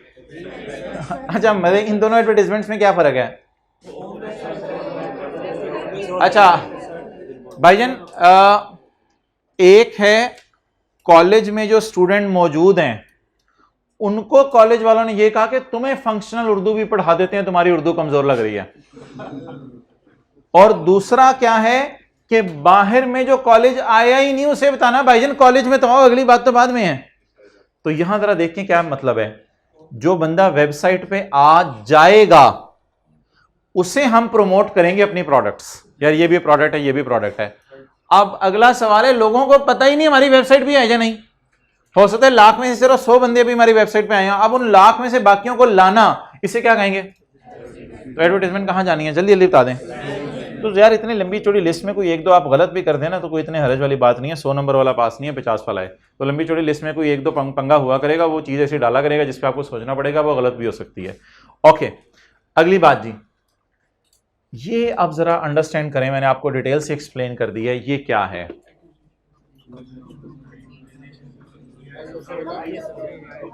Accusation of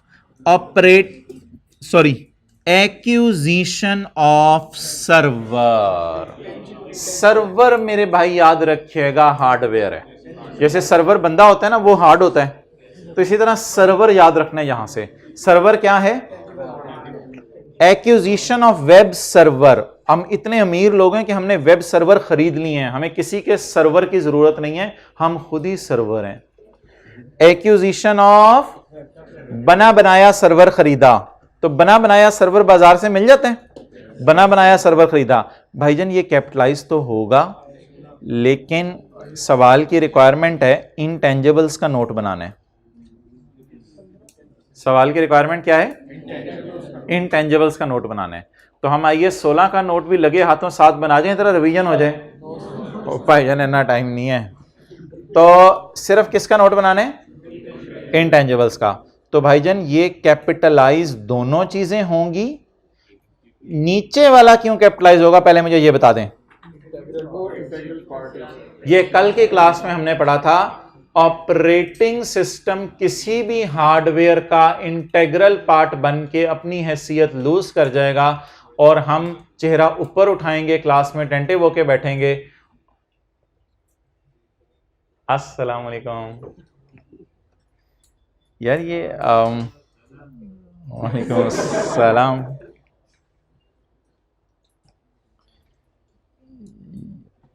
तेरी खैर जी, अब आपको थोड़ा प्रैक्टिकल, आप क्लास के बाद आ जाओ, जो चीज़ें मैं स्टैंडर्ड से खोल के आपको बता दूंगा, ठीक है? कोई नहीं, डिस्कस कर लेंगे। अच्छा यार, ये सोने वाला जो मामला है ना, इसको इधर ही रिजॉल्व कर लें क्लास में, क्योंकि क्लास के बाद जब ये मामला चला जाता है ना तो ख़तरनाक हो जाता है। ये 9:30 से 12:30 बजे, 9:30 तरावी ख़त्म हो जाती है ना, 9:30 से 12:30 आप सो जाया करें, सॉरी पढ़ लिया करें। ये 3 घंटे हो गए, 9:30 से 12:30। अच्छा, उसके बाद 12:30 से 4 बजे तक आप सो गए, तो एक गरम एक दूध और बंद साथ रख लिया करो, 30 दिन यही खाते रहो, कोई मसला नहीं यार। सीए करने वालों ने क्या क्या किया मैं तो ये क्या बताऊं। अच्छा, तो 12:30 से 4 बजे तक आप सोएं, 3.5 घंटे इधर हो गए। फिर आप उसके बाद 5 बजे से लेके 6:45 तक सोएं, अगर आपकी 7:30 क्लास है, वरना लेट क्लास है तो और भी सो सकते हैं। 1.5 घंटा तकरीबन ये हो गया, तो 3.5 से ये कितने हो गए? 5 घंटे ये हो गए। फिर आप दोपहर को 1 घंटा सोएं, 3.5 से 4:30, आइडियल, ज़बरदस्त नहीं है। ये आपका कितना टाइम हो गया जी? 6 घंटे पूरे हो गए। तो नींद आपकी पूरी होगी 6 घंटे। अच्छा, पढ़ाई के कितने हो गए? 3.5 घंटे। अच्छा, इसके बाद आप 1 बजे से लेके, क्लासों से फ्री हों, 1 बजे से लेके 3:30 बजे तक आप पढ़ें। 3:30 तो सो जाने ना, तो 1 बजे से लेके 3:30 बजे तक पढ़ें। ये आपके 2 घंटे हो गए, 2 घंटे हो गए ना, तो ये 2.5 बन रहे हैं, 2 हो गए ना। तो भाईजान है, देखो 2.5 घंटे बन रहे हैं, लिखे जहाँ 2 हैं, 2 घंटे ये हो गए नींद के। अच्छा, उसके पढ़ाई के। फिर 4:30 से लेके 8 बजे तक, टाइम तो काफ़ी ज़्यादा बन रहे हैं, लेकिन चलो इसमें से 2.5 घंटे पढ़ाई के निकाल लें, तो 2.5 टाइम अच्छा खासा है, लेकिन पढ़ाई के 2.5 घंटे कर लें, क्योंकि बाकी भी आपने इफ्तारी भी आराम से ही करनी होती है, आधा घंटा। तो तकल्लुफ़ ज़िंदगी से ख़त्म कर देंगे, आसान हो जाएगी ज़िंदगी। 2.5 × 2 4.5, 4.5 × 3 7.5। इतना ना पढ़ा करें, 7.5 घंटे पढ़ के पागल हो जाएंगे, दिमाग की दही बन जाएगी। इतना पढ़ते हैं आप लोग, इतना पढ़ते, बहुत ज़्यादा पढ़े हैं आप लोग। ओके, वापस आ जाएं जी, जितने थी। नींद का टाइम थोड़ा ज़्यादा करते हैं। ओके, अपना ही आपका, जितना मर्जी कर लें भाई कह रहे हैं। अच्छा जी, अच्छा भाईजान, ये कैपिटलाइज तो होंगे, लेकिन किस स्टैंडर्ड की रोशनी में होंगे? IAS 16, IAS 16। अच्छा, पास्ट का तजर्बा जो है वो मैं आपको बता रहा हूँ। ये वाला जो पॉइंट है, बच्चे अक्सर आखिरी दिनों में पूछ रहे होते हैं टीचर से, ये ज़रा दोबारा बता दें सर। सर कहते हैं जाके लेक्चर रिवाइज करो। सर अब इतने लंबे लेक्चर में से इतना छोटा सा पॉइंट, सर आप ही बता दें, पूरा सिलेबस ही बता। अच्छा, तो अब ये मुझे बता दें कि ये ज़रा लिख लें बेशक, या जो मर्ज़ी कर लें, किताब से भी आपको दिखा देता हूँ। Acquisition of web server IAS 16 की रोशनी में क्या होगा, कैपिटलाइज होगा। किताब से भी आपको दिखा देता हूं और बेसिक जो रूल है वो भी मैं आपको बता देता हूं कि क्या है। ये देखें जी, किताब का पेज नंबर, किताब का तो 16 नहीं, किताब जब आएगी तो इंशाल्लाह कल पब्लिशिंग में चली जाएगी। तो परचेजिंग सर्वर लिखा हुआ है। जो मेरे से कहेगा कि इसको बताएं, उसको कहा जाएगा भाईजान इस पेज पे आएं। परचेजिंग सर्वर, सर्वर परचेज करना, क्या लिखा हुआ है इस पे, क्या लगेगा, IAS 16। अगली बात, ये बात मैं आपको अभी नहीं दिखा सकता, शुरू के सफों में जाना पड़ेगा। ये बात कल बताई थी। ऑपरेटिंग सिस्टम किसी भी हार्डवेयर का उसी का पार्ट बन जाता है, इसलिए ये दोनों चीजें कैपिटलाइज होंगी, लेकिन किसकी रोशनी में, IAS 16 की रोशनी में। ओके, अच्छा जी, अब आप मुझे एक चीज बता दें कि इसमें वो किधर है, क्या कहते हैं लाइफ इसकी।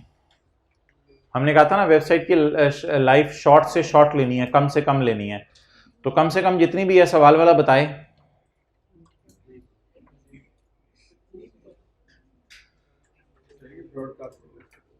नहीं, जाहिर बात है एक अरसे तक होगी ब्रॉडकास्टिंग जो भी है। कोई भी नहीं जवाब दे रहा, हाइब्रिड क्लास में माइक दे दें किसी को अगर जवाब आता है तो। इसकी लाइफ नहीं दी हुई भाईजान, लाइफ इसलिए नहीं दी हुई कि 31 दिसंबर की रात को ये काम पूरा हुआ है, तो अब हम डेप्रिशिएट करें भी तो कितना करें, इसलिए शायद उसने लाइफ नहीं दी हुई। तो ऑन 31 दिसंबर लॉन्च की है, लॉन्च करने के बाद से ये अमोर्टाइज होगी ना, तो अगले साल अमोर्टाइजेशन देखी जाएगी, इस साल अमोर्टाइजेशन नहीं होगी। तो इस सवाल से ये ना मतलब समझ लीजिएगा कि वेबसाइट को अमोर्टाइज नहीं करना। ऑन 31 दिसंबर लॉन्च हुई है, तो फिर लॉन्च अब डेवलपमेंट वगैरह मुकम्मल होगी, इसका मतलब है अब अगले साल से इसको अमोर्टाइज करना शुरू करेंगे। तो अंडरलाइन करके लिख लें, अगले साल से अमोर्टाइज करेंगे, इसीलिए लाइफ नहीं दी। शुक्र है, हाँ नहीं करना यहाँ पे, शुक्र है करना है। हाँ, 31 दिसंबर 18 को अंडरलाइन करके अगले साल से अमोर्टाइज करना शुरू करेंगे।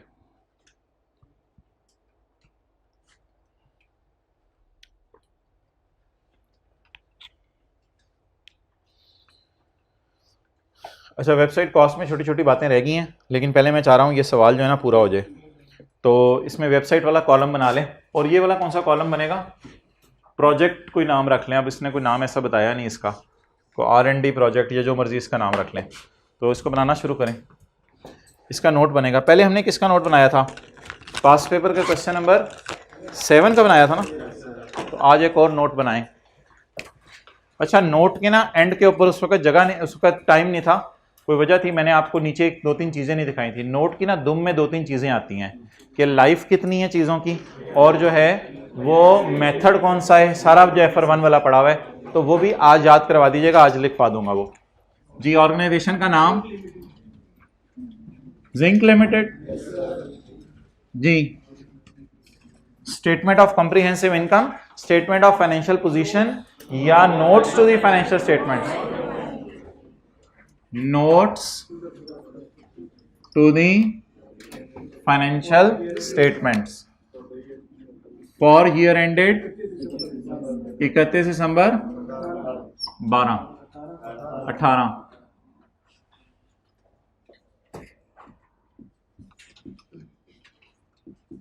R&D project.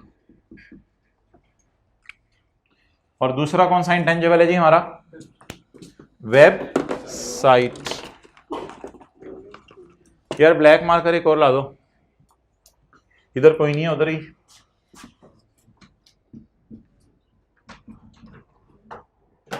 वेबसाइट क्लियर, चलें जी। ग्रॉस कैरिंग, हाँ पहले नोट का नाम, इंटेंजिबल्स में भी note number 7, intangibles gross carrying amount.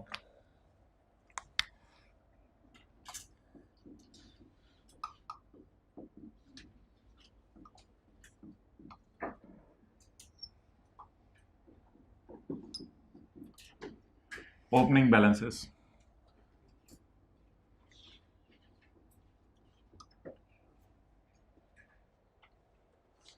यार एक चीज़ की एहतियात मैंने सॉल्यूशंस में किताब में नहीं रखी हुई, लेकिन आप जो है वो रख लीजिएगा इसकी एहतियात कि एडिशंस में ना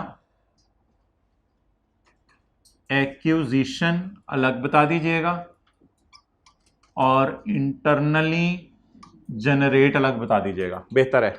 एडिशंस में एक्यूजिशन जो खुद खरीदें उनको अलग बता दीजिएगा और जो खुद बनाए उनको अलग बता दीजिएगा। एडिशंस में ये दो कैटेगरीज आ जाए तो ज़रा बेहतर हो जाएगा। आगे चलें। डिस्पोजल, डिस्पोजल मेरा नहीं ख्याल है सवाल में कोई है, एक अगला पॉइंट है उसमें भी कोई नहीं है। तो इन द एंड कौन सा बैलेंस आ जाएगा? क्लोजिंग बैलेंस आ जाएगा।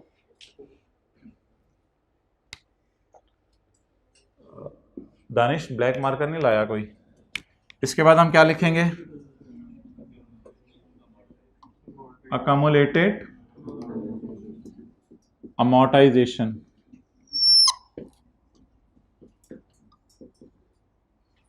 Opening, amortization for the year और closing।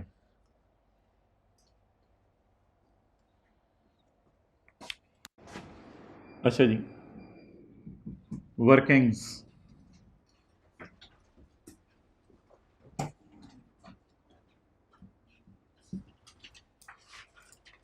पहले कल वाला पूरा कर लेना ताकि ये मुकम्मल हो जाए।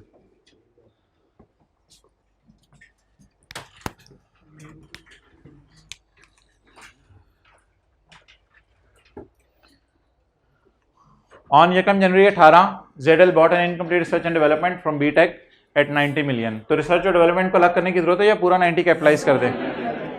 तो ये इतना सा हिस्सा इसका परचेज्ड है और बाकी हिस्सा हमने खुद बनाया है।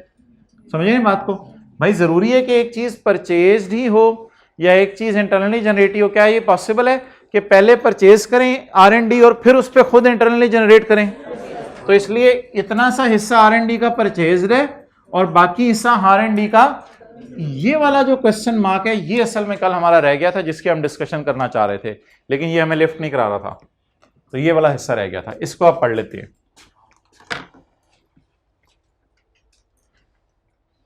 ये लाइन ना आपको कल बतानी है।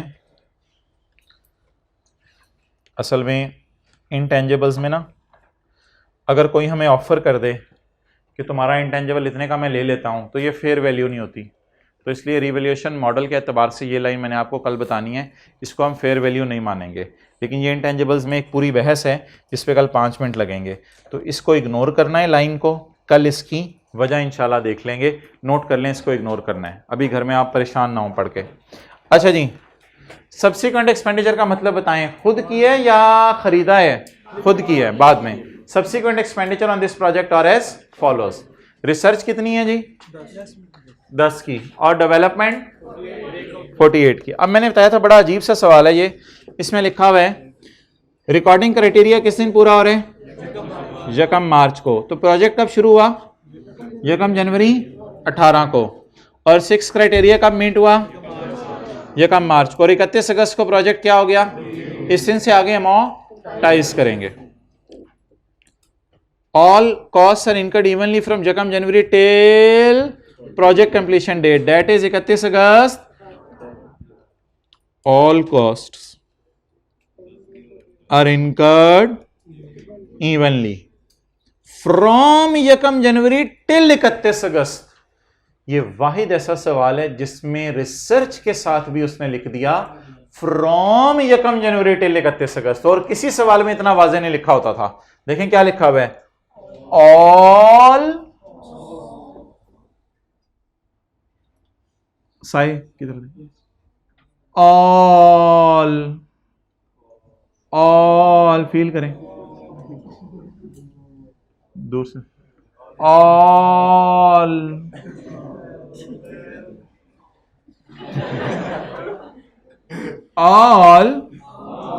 आर इनकर्ड फ्रॉम यकम जनवरी टिल 31 अगस्त।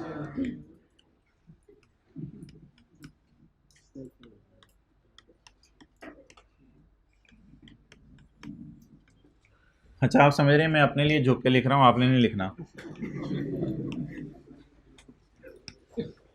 भाईजान ये सारी कॉस्ट रकम जनवरी से 31 अगस्त की हैं। आप बता दें 10 का क्या करूं मैं, इसको किधर डाल दूं, एक्सपेंस में। 48 का क्या करूं, 48 को तोड़ दें, यकम जनवरी से 31 अगस्त, यकम जनवरी से 31 अगस्त, जनवरी फरवरी फर्क, मार्च अप्रैल मई जून जुलाई अगस्त, कितने महीने बने, 6 महीने बने। पहले मुझे बताएं हमारे साल में कितने महीने खर्चा हुआ, वो जो कल हमने रूल सीखा था एक बोला करेंगे, हमारे साल में कितने महीने खर्चा हुआ। अब अगर इसको तोड़ना पड़ा तो डिवाइड किससे करेंगे, 8 से, और मल्टीप्लाई 6 से करेंगे। तो ये मैं बात जो है वो कल आपको बताना चाह रहा था। आज कोशिश करते हैं यहाँ 48 लिखने की। काश के तेरे दिल में उतर जाए मेरी बात। ओह हो, आज तो ये इसको कोई मसला ही नहीं हो रहा। तो रिसर्च सारी को कहां डालें, एक्सपेंस में। डस्टबिन में डाल दिया, छींटे पड़ी पेंट की। सारी रिसर्च को कहां डालें, और इस डेवलपमेंट को एक्सपेंस में डालें। प्यार से उठाएं।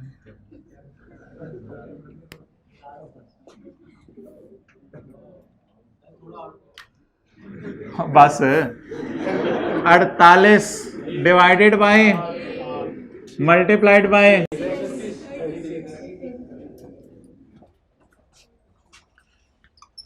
36। वैसे ये 15 नंबर का जो सवाल है ना, बहुत ज़्यादा नंबर थे इसके, इसमें चीज़ें बहुत थोड़ी थी। असल में हमने एक्सपेंस वाली चीज़ों को तो कहीं लिखना ही नहीं होता, तो एसेट वाली चीज़ें ही बस यहाँ पे लानी होती है, तो सोचने वाली चीज़ें थोड़ी थी ज़्यादा।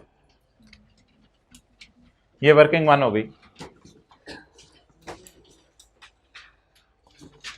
नज़र नहीं आ रहा, मैं इसको करता हूँ कल से इंशाल्लाह, उम्मीद है लाइटें यहाँ लग जाएंगी। 36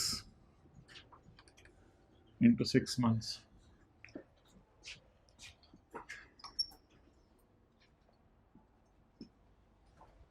ओके, नेक्स्ट सी, आगे चलें। इसके लाइफ देखें जी कितनी है।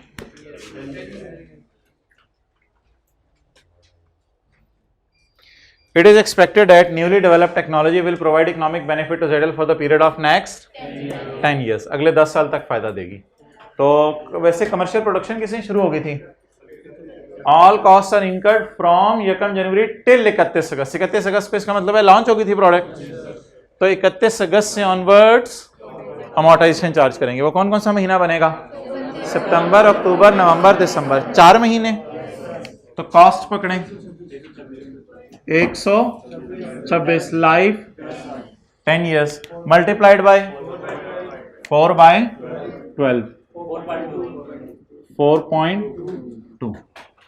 Amortisation expense debit, accumulated amortisation opening 0 है क्योंकि ये प्रोजेक्ट शुरू इस साल हुआ है।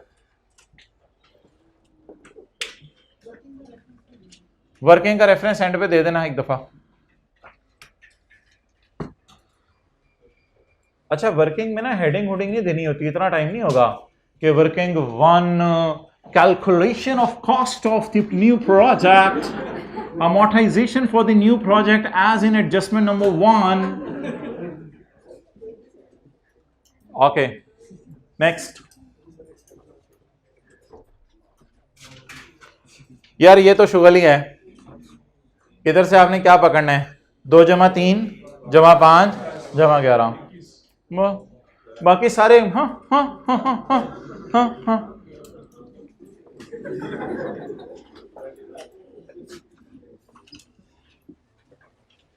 क्या क्या पकड़ना है, डोमेन नेम, आगे आगे डोमेन नेम के बाद स्ट्रेस टेस्टिंग डलवाएं, कैपिटलाइज करवाएं स्ट्रेस टेस्टिंग, डिजाइनिंग भी कैपिटलाइज करवाएं, डिजाइनिंग भी, ऑनलाइन स्ट्रीमिंग की डेवलपमेंट कॉस्ट 21। इंटरनली जनरेट में डालूं या ये खरीदी है वेबसाइट।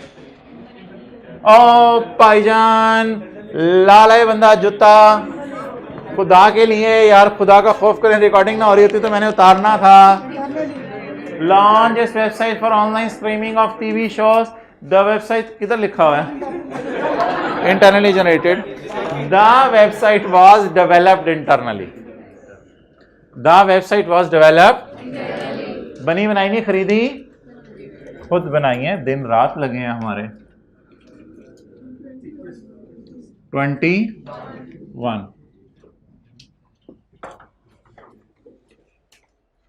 अमोर्टाइजेशन की जरूरत नहीं। चलें जी, तीसरी चीज अब देख लेते हैं हमारी क्या है। तीसरी चीज नीचे से निकलेगी, देखें निकल रही है, पूरी बार आ गई, डर तो नहीं लग रहा? हा हा हा हा क्या होता है? अच्छा, एक बार याद रखिएगा, रिकवरेबल अमाउंट को तब तक लिफ्ट नहीं करानी जब तक बीवी ना आ जाए। क्लियर? रिकवरेबल अमाउंट को पेपर में कब लिफ्ट कराया करेंगे? जब बुक वैल्यू निकल आए। जब बुक वैल्यू निकल आए। पेपर में खाब आ रहे होंगे इसका, हाथ दोगी यार। पॉइंट नंबर 3, रिकवरेबल अमाउंट वाला पॉइंट छोड़ें, बाकी पढ़ें जरा। ये पॉइंट अगर आपके साथ वाले ने कर दिया ना, तो आज के बाद नहीं, आपने हमेशा उसके साथ दोस्ती रखनी है।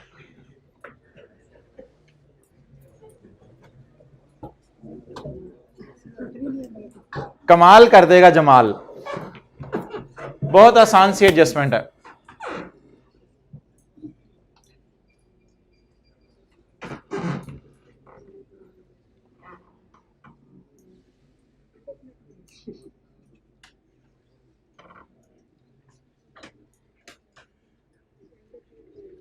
जी, कैलकुलेटर हाथ में पकड़े, अमोर्टाइजेशन बताएं।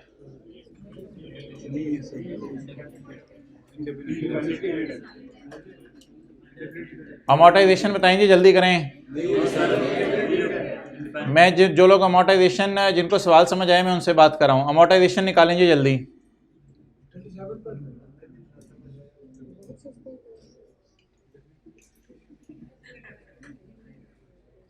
किस बात पे ऐसा है मुझे भी बताओ, मैं बोर हो रहा हूँ। हाँ चलो छोड़ो, रहने दो, बाद में बता देना।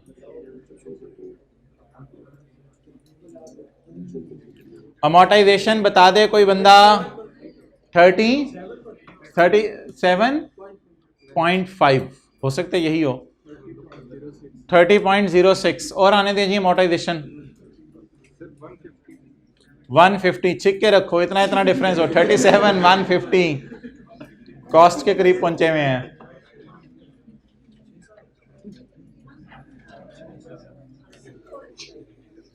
साथ वाले को थोड़ा तंग करे, पुत्र अंग्रेजी पढ़नी नहीं आती। ये कॉन्सेप्ट तो आते हैं सारी, आपको अंग्रेजी की मार मार रहा है वो। हो जाए फिर, सॉरी।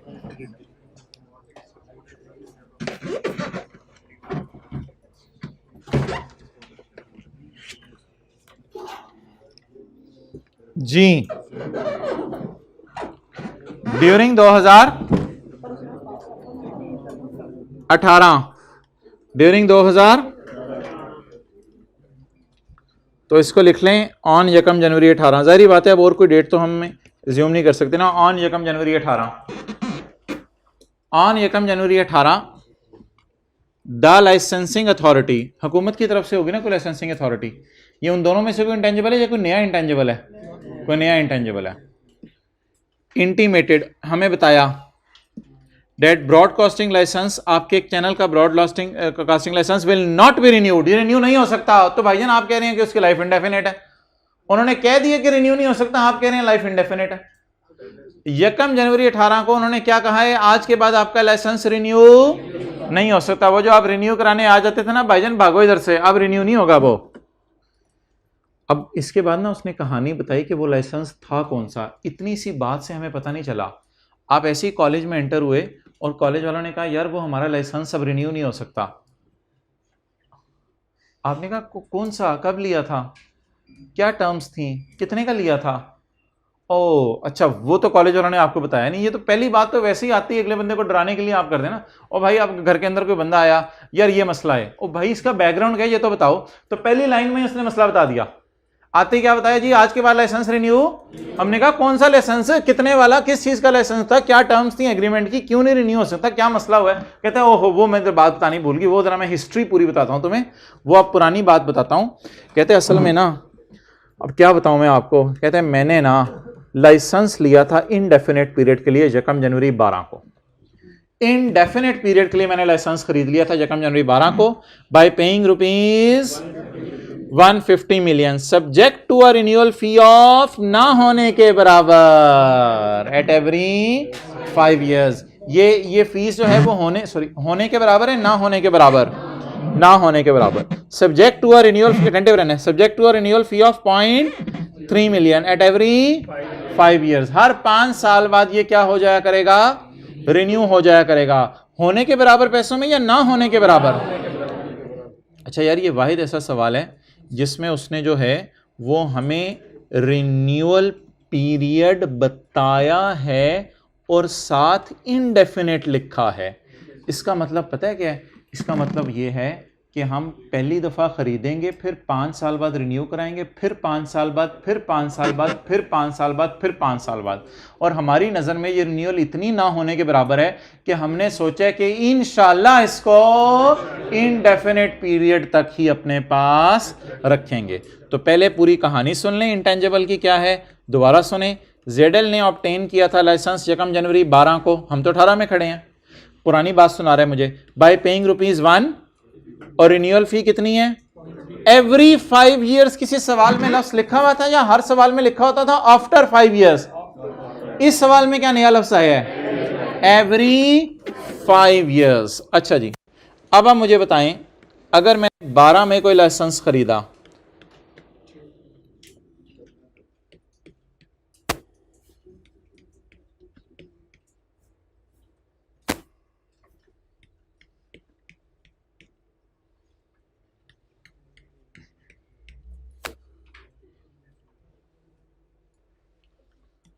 बारह, 13, 14, 15, 16, जब मैंने लाइसेंस खरीदा था ना इधर, तो जो मैं ख्वाब देख रहा था ना, सॉरी लेट के ख्वाब देखे जाते हैं, जो मैं ख्वाब देख रहा था ना यहां खड़े होके, वो ख्वाब सुने क्या थे कि 150 मिलियन ऊंग आ गई है, चल हुण। अच्छा, 150 मिलियन से कितने साल फायदा उठाऊंगा, 5 साल फायदा उठाऊंगा। तब मैं ये ख्वाब देख रहा था जिस वक्त मैंने क्या खरीदा था, लाइसेंस खरीदा था। 17, 18, 19, 20, 21, ये किस वक्त के ख्वाब हैं, जब मैं लाइसेंस खरीदा था। और मैंने क्या सोचा था, मैंने सोचा था कि इस अरसे के तो मैं दे दूंगा 150 मिलियन और इस अरसे के मैं दूंगा 0.5 मिलियन, और मेरे लिए 0.5 मिलियन, अच्छा गलते करन दिया करो, मेरे लिए 0.3 मिलियन क्या चीज है, हर 5-5 साल बाद 0.3 मिलियन मेरे लिए, जो 150 मिलियन दे सकता हूं मैं, तो मेरे लिए, बिजनेसमैन की बात कर रहा हूं मैं, तो देगा तो जो बंदा 150 मिलियन एक दफा दे सकते हैं, हर 5 साल बाद 0.3 मिलियन, उसके लिए क्या चीज है निकालना। तो 0.3 मिलियन मैं ख्वाब देख रहा था कि मैं इंशाल्लाह जो है वो 1, 2, 3, 4, 5 मैं हर साल इंशाल्लाह जो है वो 0.3 मिलियन पे कर दिया करूंगा और इस लाइसेंस को क्या करवा लिया करूंगा, रिन्यू करवा लिया करूंगा। ये ख्वाब मैं देख रहा था, इसलिए मैंने सोचा था कि ये इनटेंजेबल जो है इसकी लाइफ क्या है भाईजान, इनडेफिनेट लाइफ है। ये मैं ख्वाब सोच रहा था, जिस वजह से मैंने कहा था कि हर 5 साल बाद 0.3 साल के शुरू में देना तो मेरे लिए बहुत ही आसान होंगे 2080, 82, और पता नहीं कब तक मैंने सोचा था इसको इस्तेमाल करूंगा। हत्ता कि मैंने सोचा था वसीयत में भी ये लिख दूंगा कि बच्चों हर 5 साल बाद 0.3 मिलियन देके क्या करवा लिया करना, रिन्यू करवा लिया करना। डन हो गया। ये मैं ख्वाब देख रहा था। देखें जरा ख्वाबों का लेवल मेरे चेक करें आप। ये मैं ख्वाब देख रहा था। ये ख्वाब मैं किस वक्त देख रहा था, ओए तू कितों आ गए, चले जा। मैं ये ख्वाब किस वक्त देख रहा था, 1 जनवरी 12। लेकिन आपको पता है कुछ लोग जिंदगी में ऐसे आते हैं ख्वाबों की ताबीर के ऊपर धजियां बखेर के चले जाते हैं, ठीक है। अब मोहतरम नई हुकूमत, दानिश तशरीफ लाइएगा। अच्छा, अब नई हुकूमत आई और नई हुकूमत ने आके मेरे ख्वाबों की धज्जियां बखेर दी और नई हुकूमत ने आके 1 जनवरी 18 को ऐलान किया, हाँ लाइसेंस रिन्यू करवाते हैं। हाँ, कोई लाइसेंस अब आपका रिन्यू नहीं होगा, कोई भी लाइसेंस अब हम आपका रिन्यू नहीं करेंगे। अच्छा, ये धमाका मुझे कब पता चला? 1 जनवरी 18 को मुझे पता चला कि ये धमाका हो गया है और अब मैं लाइसेंस को रिन्यू नहीं करवा सकता। मुझे बता दें, इससे पहले इन सालों में मैं अमोर्टाइज कर रहा था या नहीं, और आज के बाद करूंगा या नहीं, ये मेरे 2 सवाल हैं आपसे। जब मैं यहां खड़ा था तो मुझे बताएं, मैंने क्या देखा था? रिन्यूअल सस्ती है, महंगी? बहुत सस्ती। बहुत सस्ती होने की वजह से मैंने रिन्यूअल पीरियड को डाला होगा लाइफ में या नहीं डाला होगा? रिन्यूअल एक दफा होनी है 5 साल के लिए या एवरी 5? एवरी 5 का क्या मतलब है? मैंने सोचा होगा कि रिन्यूअल इतनी सस्ती है, 5 साल के लिए मुझे मिला है, फिर 5 साल के लिए रिन्यू करा लूंगा। एवरी 5 सिर्फ इस सवाल में लिखा हुआ है, फिर 5 साल के लिए रिन्यू करा लूंगा, फिर 5 साल के लिए, फिर 5 साल के लिए, फिर 5 साल के लिए, फिर 5। मैं तो लाइफ तो मेरी क्या हुई? Indefinite life. क्या हुई? इनडेफिनेट। लीगल लाइफ ही गिवन है, यूजफुल लाइफ तो और कुछ गिवन नहीं है, बस एक ही लाइफ गिवन है। तो एवरी का लफ्ज़ से सवाल में इंपॉर्टेंट था। एवरी 5 ईयर्स बाद रिन्यू करवाना और सस्ता रिन्यू करवाना, ये अच्छा मुझे बताएं, जब भी सस्ता रिन्यू होता है, बहुत सस्ता रिन्यू होता है, तो बहुत सस्ता रिन्यू होने पर रिन्यूअल पीरियड को डाला जाता है या नहीं डाला जाता?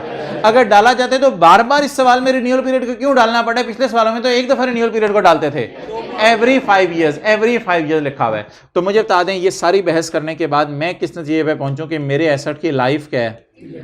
अगर मेरी एसेट की लाइफ इंडेफिनेट है, तो यहां पे खड़े होकर जब मैं ख्वाब देख रहा था कि मैं इंशाल्लाह इसको इंडेफिनेट अरसे के लिए इस्तेमाल करूंगा, और बिल्कुल बात भी ऐसी थी, तो यहां मैंने अमोर्टाइज 0 किया होगा, यहां भी 0, यहां भी 0, यहां भी 0, यहां भी 0। और भाईजान जिनको जो है वो इस वक्त भूल चुका हुआ है, यहां पे 0.3 की मैंने एंट्री की होगी, एक्सपेंस डेबिट कैश क्रेडिट। और शायद आपको याद हो, सस्ती रिन्यूअल मैंने बताया था खर्चों में जाती है, तो यहां 0.3 की टेंशन नहीं लेनी। और मुझे बता दें, मेरी बैलेंस शीट में 2012 के एंड पे कितना नजर आ रहा होगा? लैंड की तरह ये डेप्रिशिएट नहीं होगा। 12 के एंड पे भी 150 नजर आ रहा होगा, 13 के एंड पे भी 150 नजर आ रहा होगा, 15 के, 16 के, 17 के एंड पे भी मेरी बैलेंस शीट में 150 नजर आ रहा होगा। आप बता दें, 150 मेरे साथ इनडेफिनेट अरसे के लिए है या बम फटने के बाद 150 सिर्फ 4 साल के लिए मेरे पास है? आप बता दें, 150 को रिमेनिंग लाइफ पे खत्म कर दूं, या इसको कहते हैं अकाउंटिंग में चेंज इन एस्टीमेट। इसकी डेप्रिसिएशन फ्यूचर ईयर्स पे इफेक्ट करती है, इसको रिट्रोस्पेक्टिवली डील नहीं किया जाता। रिट्रोस्पेक्टिव होता है पिछले सालों से 150 को डेप्रिशिएट करना शुरू करो, ऐसा नहीं किया जाता। It is called as change in. हमारा अंदाजा था इंडेफिनेट अरसा हमारे साथ रहेगा, लेकिन हमारा अंदाजा 18 की सुबह गलत साबित हुआ या 17 की सुबह? मैं क्यों नहीं रिमेनिंग लाइफ 5 साल ले रहा? मुझे जरा ये सोच के बता दें, क्योंकि उन्होंने हुक्म दिया आज के बाद रिन्यू नहीं होगा।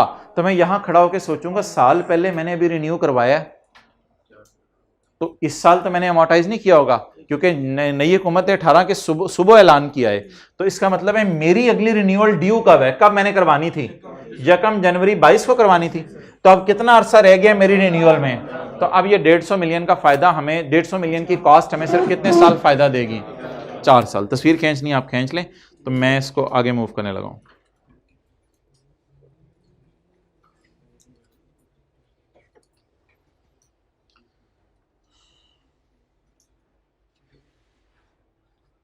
ये भी तस्वीर खींचनी ज़रूरी है, क्योंकि पास का तजर्बा है। इसमें अक्सर लोग पूछते हैं डिवाइडेड बाय 5 क्यों नहीं कर रहे, तो ये डिवाइडेड बाय 4 आपको ज़रा समझ आ जाना चाहिए, डिवाइडेड बाय 4। और अगर ये हुकूमत 1 जनवरी 18 की बजाय 1 जनवरी 19 को कहती कि आज के बाद रिन्यू नहीं हो सकता, तो फिर मुझे नज़र आता कि मैंने जो 0.3 दिया है वो तो रिन्यूअल फीस अगले सिर्फ 3 साल अब यूज हो सकेगी, लेकिन 0.3 तो वैसे ही एक्सपेंसेस में चला गया हुआ है। बैलेंस शीट में कितना पड़ा हुआ है? सिर्फ 150। तो एग्जांपल 7 और 7A की थी, वो शायद आपको याद हो कि सस्ती रिन्यूअल को तो एक्सपेंस में डालते रहते हैं हम जी। अब बता दें पहले तो, अब ये ना बड़ी मजे की चीज है, इधर देखें, आपने मुझे बतानी है ओपनिंग कॉस्ट, आपने मुझे बतानी है एडिशन, आपने मुझे बतानी है क्लोजिंग कॉस्ट। इधर देखें, व्हाट इज ओपनिंग कॉस्ट? ये एक्सपेंस में चला गया था 1 जनवरी 17 को। What is opening? अच्छा, अगर आपसे मैं कहूं 2018 तक की एंट्रीज कर दें, तो 2018 तक की एंट्रीज सुने मेरी तरफ से। 1 जनवरी 12 intangible debit cash credit 150 million. 31 दिसंबर को कोई एंट्री नहीं, कोई एंट्री नहीं, कोई एंट्री नहीं, कोई एंट्री नहीं, कोई एंट्री नहीं। इस दिन भी कोई एंट्री नहीं। और हाँ 0.3 इस दिन यकम की सुबह एक्सपेंस डेबिट, और इस दिन भी कोई एंट्री नहीं क्योंकि स्टिल अमोर्टाइज नहीं करना। अगली हुकूमत ने 1 जनवरी 18 को बम फाड़ा है, तो इस दिन खड़े होकर 31 दिसंबर 18 को एंट्री होगी, amortisation debit, accumulated amortisation credit. अच्छा, पहले आप मुझे बता दें मैं अमोर्टाइजेशन सपोज कर लूं या इंपेयरमेंट लॉस भी निकाल लूं? पहले अमोर्टाइजेशन नोट कर लें, कोई मसला ही नहीं है। अमोर्टाइजेशन क्या इंपेयरमेंट लॉस पे कोई इंपैक्ट नहीं होना कि अमोर्टाइजेशन लिख दो बाद में इंपेयरमेंट लॉस की वजह से काटनी पड़े। अमोर्टाइजेशन उतनी रहनी है इंपेयरमेंट लॉस जितना भी हो, इसलिए पहले अमोर्टाइजेशन निकाल लें, कोई हर्ज नहीं है। तो अमोर्टाइजेशन 2018 की निकालनी है। हाँ, मैं आपसे कुछ और पूछ रहा था, मैं कह रहा था ओपनिंग बैलेंस एसेट का कितना है? 1, और क्लोजिंग बैलेंस भी, और एडिशन 0। एक्सेलेंट। अकोमोलेटेड अमोर्टाइजेशन होती है पिछले सारे सालों की अमोर्टाइजेशन। ओ अंडा अंडा अंडा अंडा अंडे 0 हो गया opening accumulated amortisation. Amortisation for the year निकलेगी हमारी, और वही कैरी डाउन अकोमोलेटेड अमोर्टाइजेशन आ जाएगी। तो अमोर्टाइजेशन की फिगर बस निकालनी है, वो निकाल लें वर्किंग में। 150 divided by remaining life 4 years जी 37 पॉइंट, एक्सेलेंट भाईजान आपने बताई थी 37.5। It is amortisation for the year. अब जी आप बताएं क्या नाम रखूं इसका? लाइसेंस। बड़ा टेक्निकल लाइसेंस था, हमारी तो फूके नहीं। अच्छा जी, ओपनिंग एडिशन कोई नहीं है। अब पूरा करें, साथ साथ सवाल खत्म हो गया, क्या रह गया पीछे?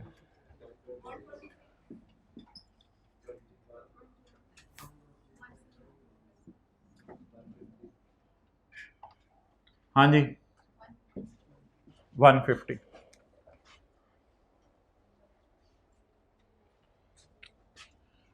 ये कौन से बैलेंसेस आ गए जी? क्लोजिंग। अब ये क्या है? Accumulated amortisation, accumulated amortisation. बताएं जी ओपनिंग बैलेंस कितना है? इसका कितना था? 0, और अमोर्टाइजेशन 4.2, इसका 37 पॉइंट, क्लोजिंग 4.2, क्लोजिंग 0, और क्लोजिंग 37.5। अब अगली जो बात मैं करने लगा हूं वो दोनों चीज़ें एक्सेप्टेबल हैं, इट्स अप टू यू, आप जैसे मर्जी करें। अकोमोलेटेड अमोर्टाइजेशन स्लैश इम्पेयरमेंट, लेकिन फिर डब्बे में हमें यहाँ लाइन छोड़नी पड़नी थी इम्पेयरमेंट लॉस की, तो इसलिए बेहतर ये है कि अकोमोलेटेड अमोर्टाइजेशन की तरह अलग अकाउंट बनाएं जिसका नाम हो अकोमोलेटेड इम्पेयरमेंट लॉस। अलग अकाउंट बनाएं अकोमोलेटेड इम्पेयरमेंट लॉस जी। उसी तरह ओपनिंग और इम्पेयरमेंट लॉस। वैसे पहले ना हमें वो चेक कराना चाहिए था कि इम्पेयरमेंट लॉस आ भी रहा है या नहीं। हो सकता है इम्पेयरमेंट लॉस ना आ रहा होता तो हमें ये खोलनी ना पड़ती वर्किंग। बहरहाल इम्पेयरमेंट लॉस हम चेक करते हैं।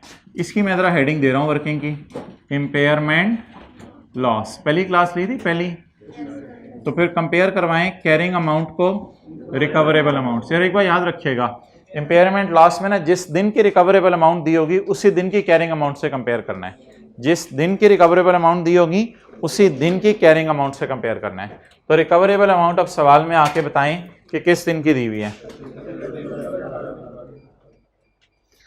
एज ऑन 31 दिसंबर 18 को the recoverable amount of licence was only ₹105 million. अच्छा, कैरिंग वैल्यू कितनी है, कॉस्ट कितनी है, और accumulated amortization 150 minus 37.5 112. It is carrying amount. इसको कंपेयर करना है रिकवरेबल अमाउंट से। रिकवरेबल अमाउंट होती है higher of value in use और fair value minus cost to sell. क्योंकि वैल्यू इन यूज और fair value minus cost to sell given नहीं है, इसलिए अच्छी बात है रिकवरेबल अमाउंट ही उसने दे दी डायरेक्ट। इसे कंपेयर करें रिकवरेबल अमाउंट से। ऐड या लेस का साइन लगाने की ज़रूरत नहीं है यहाँ पे, आपने सिर्फ जो है वो अकल लगा के देखना है, लॉजिक लगा के कि रिकवरेबल अमाउंट गिर तो नहीं गई 105। अब ज़रा वैसे लॉजिकल तरीके से बस देखें, प्लस माइनस का साइन लगाए बगैर वो चीज़ जो कि 112.5 पे हमने किताबों में रखी हुई है वो गिर के कितनी रह गई है 105। अब इसको गिराना बनता है, 2-4 बंदे आए हिम्मत करें ज़रा उठें गिराएं इसको। 7.5 इम्पेयरमेंट लॉस या लॉसा, लस्सी मेन्यू इन सहरी। अच्छा, इम्पेयरमेंट लॉस 7.5।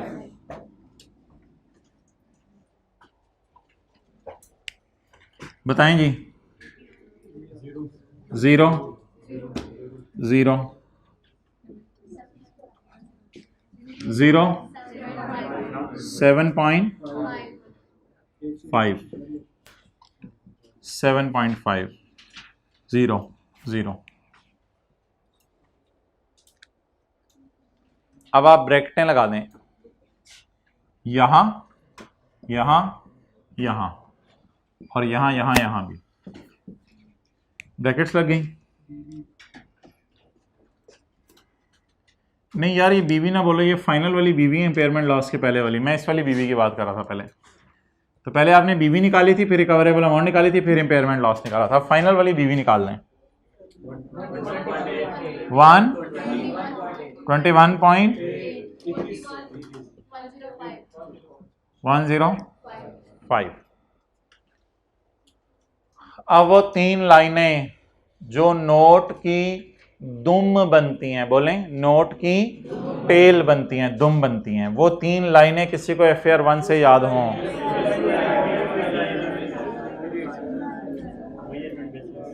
यूजफुल लाइफ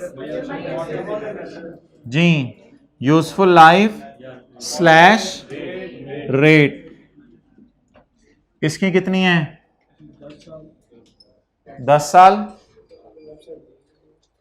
इसकी बस ये नॉट एप्लीकेबल या डैश लगा दें, जो भी कर दें, वेबसाइट की लाइफ दी नहीं हुई। उसके बाद आगे इंडेफिनेट थी, लेकिन अब कितने साल रह गई हैं 4 साल, 4 years इसकी लाइफ रह गई है। नोट की दूसरी दुम अमोर्टाइजेशन मेथड। अमोर्टाइजेशन कहीं लिखा हुआ है सवाल में स्ट्रेट लाइन? अगर नहीं लिखा हुआ तो हम एज्यूम कर लेंगे स्ट्रेट लाइन है। जी मोहतरम, यार भाई पूछ रहे हैं कि ये 3 साल नहीं रहेगी इसकी लाइफ। असल में ना 31/12/18 को देख के ये कह रहे हैं 3 साल लाइफ रह गई है, लेकिन मैं बताना चाह रहा हूं कि हमने अमोर्टाइजेशन किस लाइफ की बेस पे निकाली है, वो 4 है। Okay, amortisation method straight line पूरा लिखा करें, SL नहीं लिखना। स्ट्रेट लाइन, स्ट्रेट लाइन है ये भी, रिमेनिंग लाइफ पे डिवाइड किया आपने, कोई डिमिनिशिंग बैलेंस तो नहीं है। Straight line. और आखिरी चीज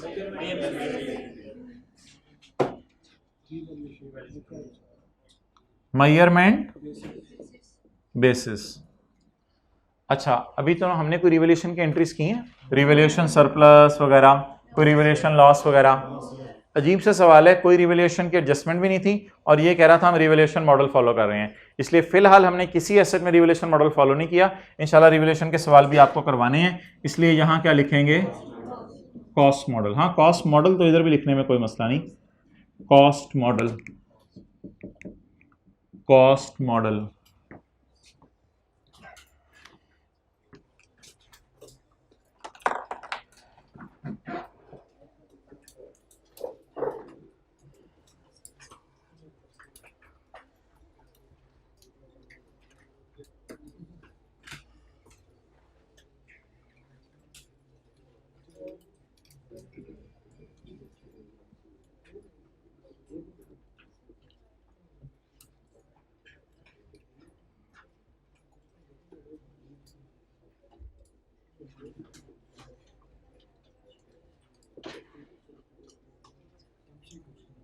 इधर आ जाओ।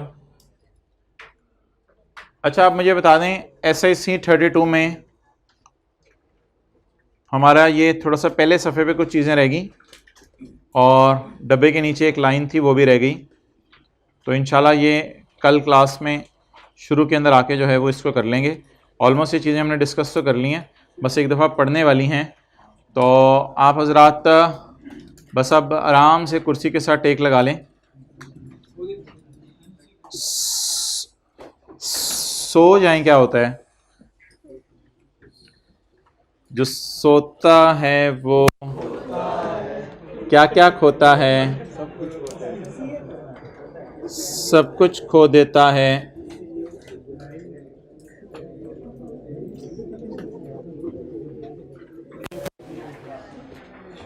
ऑटम 2013 में सवाल आया था, इसके एसेट की कॉस्ट बता दें और इस एसेट की लाइफ बता दें, अमोर्टाइजेशन बता दें। आसान सा सवाल है, ज़बानी से पढ़ के आराम से टेक लगा के बैठे बैठे पढ़ते रहें बस।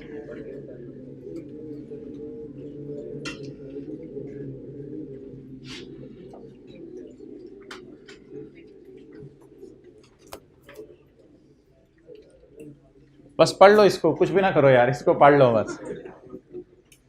चलो इकट्ठे पढ़ लेते हैं। EL has developed and patented, develop भी की, खुद डेवलप की, इंटरनली डेवलप्ड है। EL has developed and patented, बाद में अपने नाम भी लगवा ली, 2 वैक्सीन्स A and B। ये कोरोना से पहले का सवाल है, 2013 में आया था। 2 वैक्सीनें बनाई, पोलियो की और शोलियो की, A and B, at a cost of rupees 160 million and 120 million respectively. Based on market analysis, market analysis कहता है कि पोलियो की वैक्सीन जो है वो रेवेन्यू जनरेट करेगी 300 मिलियन का अगले 5 साल तक, वेयर एज शोलियो बच्चों को हमेशा होता रहेगा, ये इंडेफिनेट पीरियड तक होता रहेगा, इसकी टेंशन ना लो। तो ये हर साल कितना रेवेन्यू जनरेट करेगी, 80 मिलियन। शोलियो होता है ना, बच्चों को जाता है, वो होता है शोलियो। तू पता नहीं क्या समझ रहा है। अच्छा तो आप बता दें, 7 साल कभी हंस के हो जाता है, कभी कुछ का है ही। ओके, अब मुझे ये बता दें मुतल्ला की तरफ से, अब मुझे ये बता दें कि किसको अमोर्टाइज करना है, किसको नहीं करना। वैक्सीन ए को अमोर्टाइज करना है या बी को? ये 300 और 880 मिलियन का क्या करना है? नहीं, अदर इनकम में अगले सालों की सेल आपने क्यों डालनी है? अदर इनकम में कैसे? Vaccine A would generate revenue for next 5 year, कर देगी बस, ठीक है। जब कभी रेवेन्यू जनरेट कर देगी वैक्सीन, तो जब कभी रेवेन्यू वैक्सीन जनरेट कर देगी, एंट्री कर देंगे उस वक्त कैश डेबिट सेल क्रेडिट। तो 300 मिलियन कंफ्यूजिंग सी बात थी, असल बात ये थी कि बस फ्यूचर में उसने क्या देना है, बेनिफिट देना है। तो बताएं जी, कॉस्ट क्या है 160, लाइफ क्या है 5, तो अमोर्टाइजेशन बता दें। पूरे साल की निकालेंगे या महीने भी दिए हुए हैं? कोई महीने नहीं दिए हुए, और पूरे साल की निकाल देंगे। और दूसरे को क्या करेंगे, अमोर्टाइज करेंगे नहीं करेंगे, क्योंकि इसने इनडेफिनेट पीरियड के लिए फायदा देना है। आगे 6 मिलियन वॉज पेड, अच्छा इसको छोड़ें, पहले ये पढ़ें। ₹5 million were spent on training of technical staff. चलो आगे पढ़ते रहें दो ना, ठीक है, मानना आप लोग बड़े बुजुर्ग हैं। The training courses were conducted by leading experts. ओए होए, ये तो लीडिंग एक्सपर्ट्स आ गए हैं, अब तो शायद थोड़े से कैपिटलाइज होना बनता है। वो leading experts of pharma production and not expected to improve quality for and reduce cost. और ये क्वालिटी भी बढ़ाएंगे, कॉस्ट भी रिड्यूस करेंगे, लुट मचा देंगे। और भाईजान एडवर्टाइजमेंट और ट्रेनिंग के साथ जितना मर्जी अच्छी बात लिख दे, फिर भी आपने इसको कैपिटलाइज, हत्ता के एडवर्टाइजमेंट के साथ ये लिखते, after doing this advertisement humans as well as animals as well as जिन विल बाय दिस प्रोडक्ट। जितना मर्जी एडवर्टाइजमेंट को आसमानों पे चढ़ा दे, हमने उसे उठा के P&L में ले आना है। तो इसलिए इस तरह की बातें हमें ना बताओ लीडिंग एक्सपर्ट्स, हम खुद लीडिंग एक्सपर्ट हैं, हमने ट्रेनिंग पढ़ के समझ लिया ये खर्चा खर्चों में जाना है। अच्छा मुझे ये बताएं कि एक ऑर्गेनाइजेशन है, उसने एडवर्टाइजमेंट लीफलेट कहते हैं, आप उसे क्या कहते हैं, एडवर्टाइजमेंट के सफ़े छपवाए हैं, एडवर्टाइजमेंट के सफ़े छपवाए हैं। अब वो जो एडवर्टाइजमेंट के सफ़े उसने छपवाए, तो सफ़े नहीं छपवा लिए, कोई 2000 सफ़े छपवा लिए एडवर्टाइजमेंट के। अब उस 2000 सफ़े, एक सफ़ा 1 रुपए का, एक सफ़ा 1 रुपए का, कितने सफ़े छपवाए 2000, एक सफ़ा 1 रुपए का। साल के एंड तक उसमें से 800 सफ़े बांट दिए हैं। तो मैंने माना एडवर्टाइजमेंट को एसेट तो नहीं बनाना, फिक्स्ड एसेट, लेकिन कोई मशवरा दें क्या करें। 2000 सफ़े छपवाए, उसमें से जैसे कॉलेज ने 3 मार्कर खरीदे, ईयर एंड पे 2 यूज हो गए, तो एक को इन्वेंट्री टाइप या किसी स्टोर्स एंड स्पेयर्स टाइप कुछ किसी चीज में डाल दें बस, ताकि ये एक्सपेंस में ना जाए। तो एडवर्टाइजमेंट भी इसी तरह की, प्री पेमेंट जो मर्जी नाम दे दें, एडवर्टाइजमेंट भी इसी तरह की।